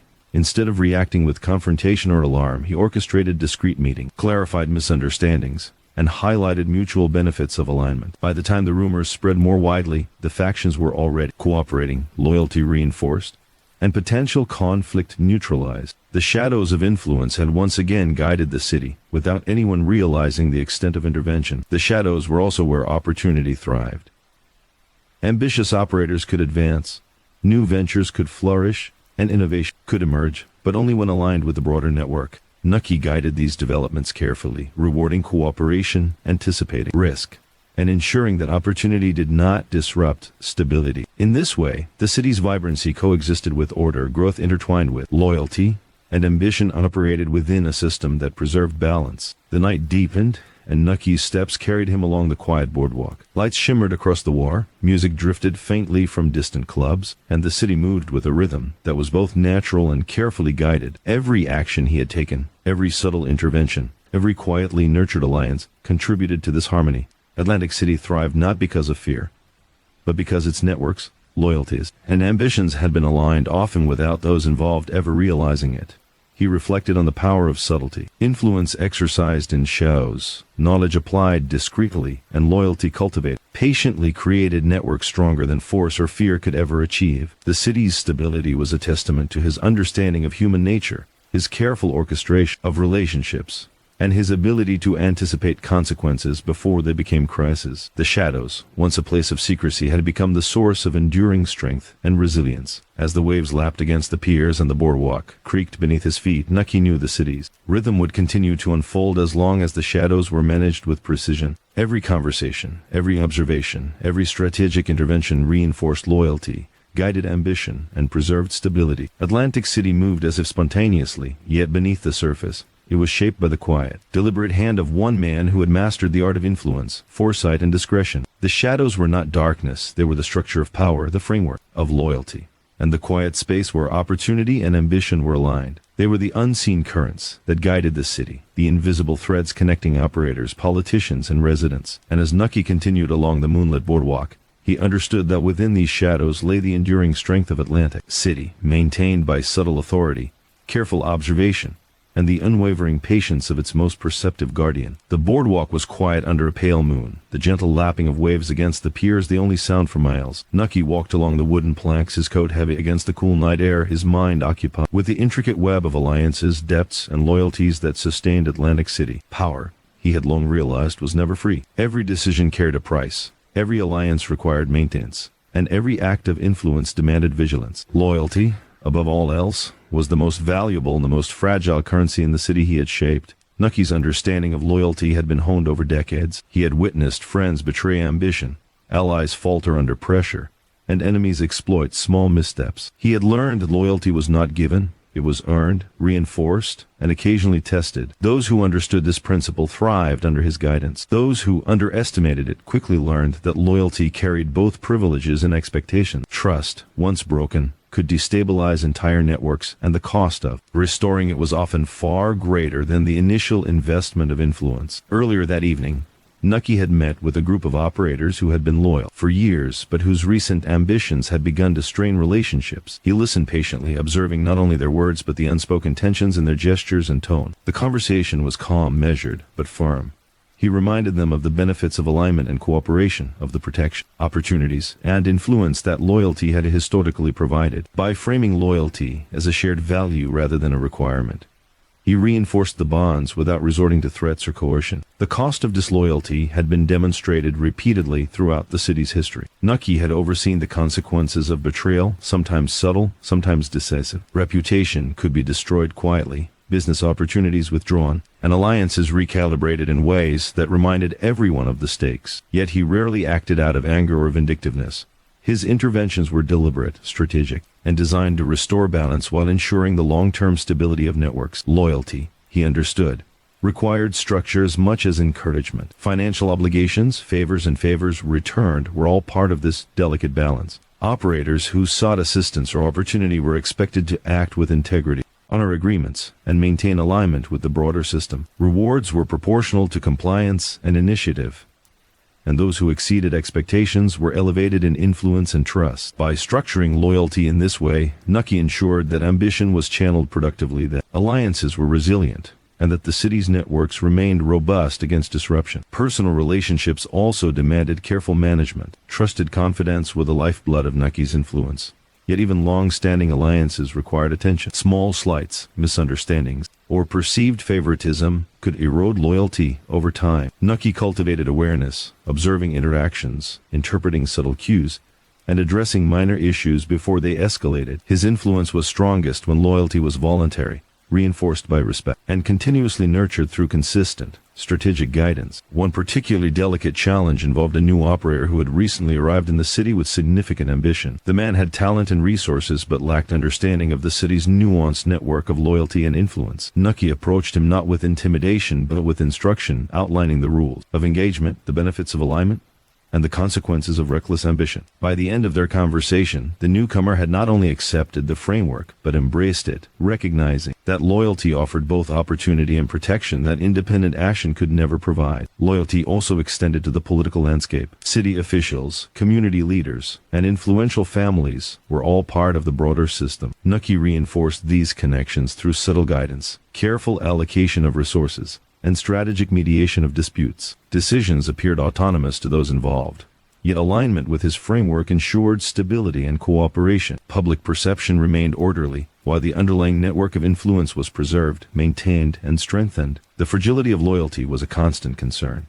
Ambition, greed, envy, and fear could undermine trust if left unchecked. Nucky had developed the skill to anticipate potential fractures, interpret subtle indicators, and intervene discreetly before situations became destabilizing. Every act of guidance, negotiation, and reassurance reinforced the bonds of loyalty, making networks more resilient and reducing the risk of conflict. In this way, the city operated smoothly, its stability maintained by both visible authority and invisible influence. Even minor decisions carried consequences. A dispute between two merchants over territory could escalate into larger conflicts if loyalty was not managed. Nucky ensured that every interaction, every agreement, and every compromise served the dual purpose of maintaining order and reinforcing allegiance. Operators learned that loyalty was not only advantageous but necessary, and that their actions were part of a broader framework designed to protect opportunity, reputation, and personal security. The price of loyalty was also temporal. Long-standing allies required consistent attention and reinforcement. The city's rhythm could change, circumstances could shift,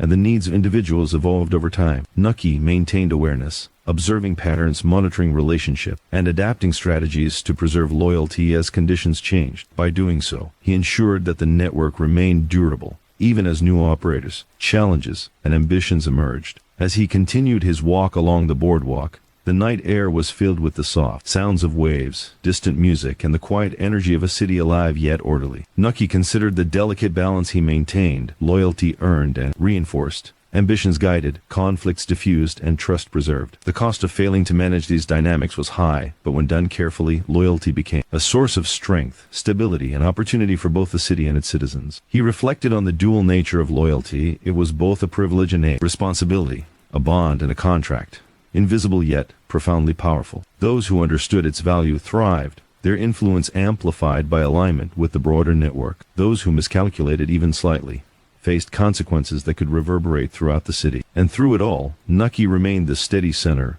observing, guiding, and managing the delicate architecture of allegiance that underpinned Atlantic City. The moonlight reflected softly on the boardwalk, waves shimmering in silver as the city's night deepened. Every conversation, every decision, every intervention he had orchestrated over the year had reinforced the fragile yet resilient network of loyalty that sustained the city. The balance between power and consequence, ambition and restraint, trust and oversight was delicate but enduring. Nucky's mastery of this balance ensured that Atlantic City moved with order, vibrancy, and opportunity. A city where loyalty was currency, consequence was understood, and leadership was exercised with precision. As the night wore on, the quiet satisfaction of influence and careful management settled over him. Loyalty, he realized, was not free, but it was worth every effort to maintain. It was the foundation upon which power rested, the link between ambition and opportunity, and the invisible bond connecting operators, politicians, and citizens alike. Atlantic City thrived because loyalty had a cost, because consequences were real, and because one man had learned to navigate both with skill, patience, and unwavering attention. The first light of dawn brushed the horizon with a soft, pale glow over Atlantic City. The boardwalk,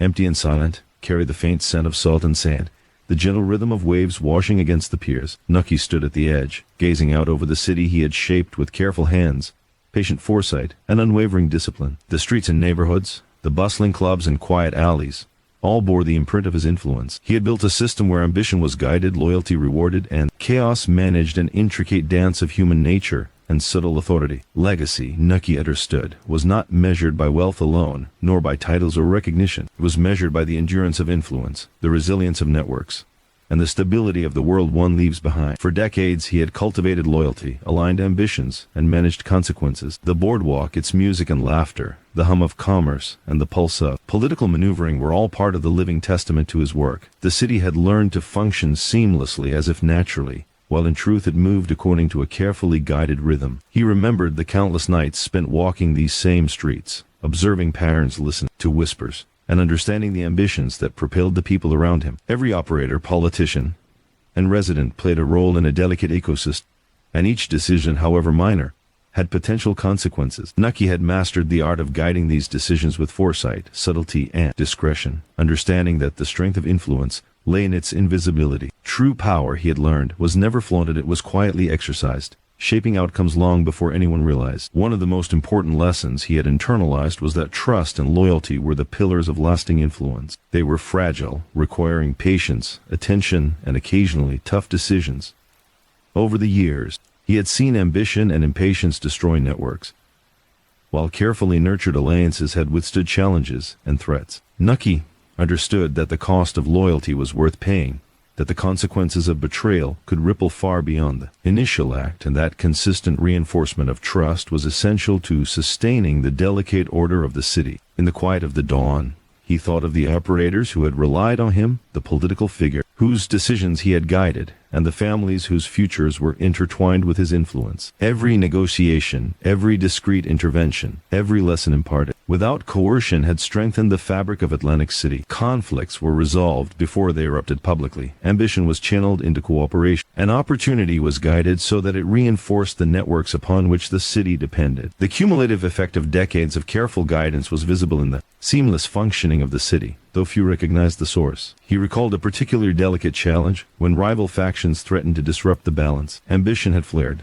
tempers had risen, and the city's fragile stability teetered. Nucky approached the situation with calm precision, mediating conflicts privately, present mutually beneficial solutions, and anticipating the consequences of every possible action. By the time the tensions had eased, the factions were aligned, loyalty had been reinforced, and the potential for public disruption had vanished. The event was largely invisible to the general populace, yet it reinforced the strength of the system he had meticulously built. The city's political landscape had always been a critical aspect of his legacy. Elections, appointments, and alliances required careful guidance. Nucky ensured that decisions appeared autonomous while outcomes aligned with a broader framework of stability and cooperation. Public resources were distributed thoughtfully, disputes mediated discreetly, and incentives aligned so that loyalty and alignment became the natural course of action. Through these methods, he maintained the appearance of spontaneity while ensuring the city's foundations remained strong. Economic prosperity was also intertwined with influence. Operators of entertainment, gambling, and bootlegging enterprises flourished under his guidance. Expansion, conflict resolution, and opportunity were all orchestrated to reinforce stability and loyalty. Those who respected the system advanced,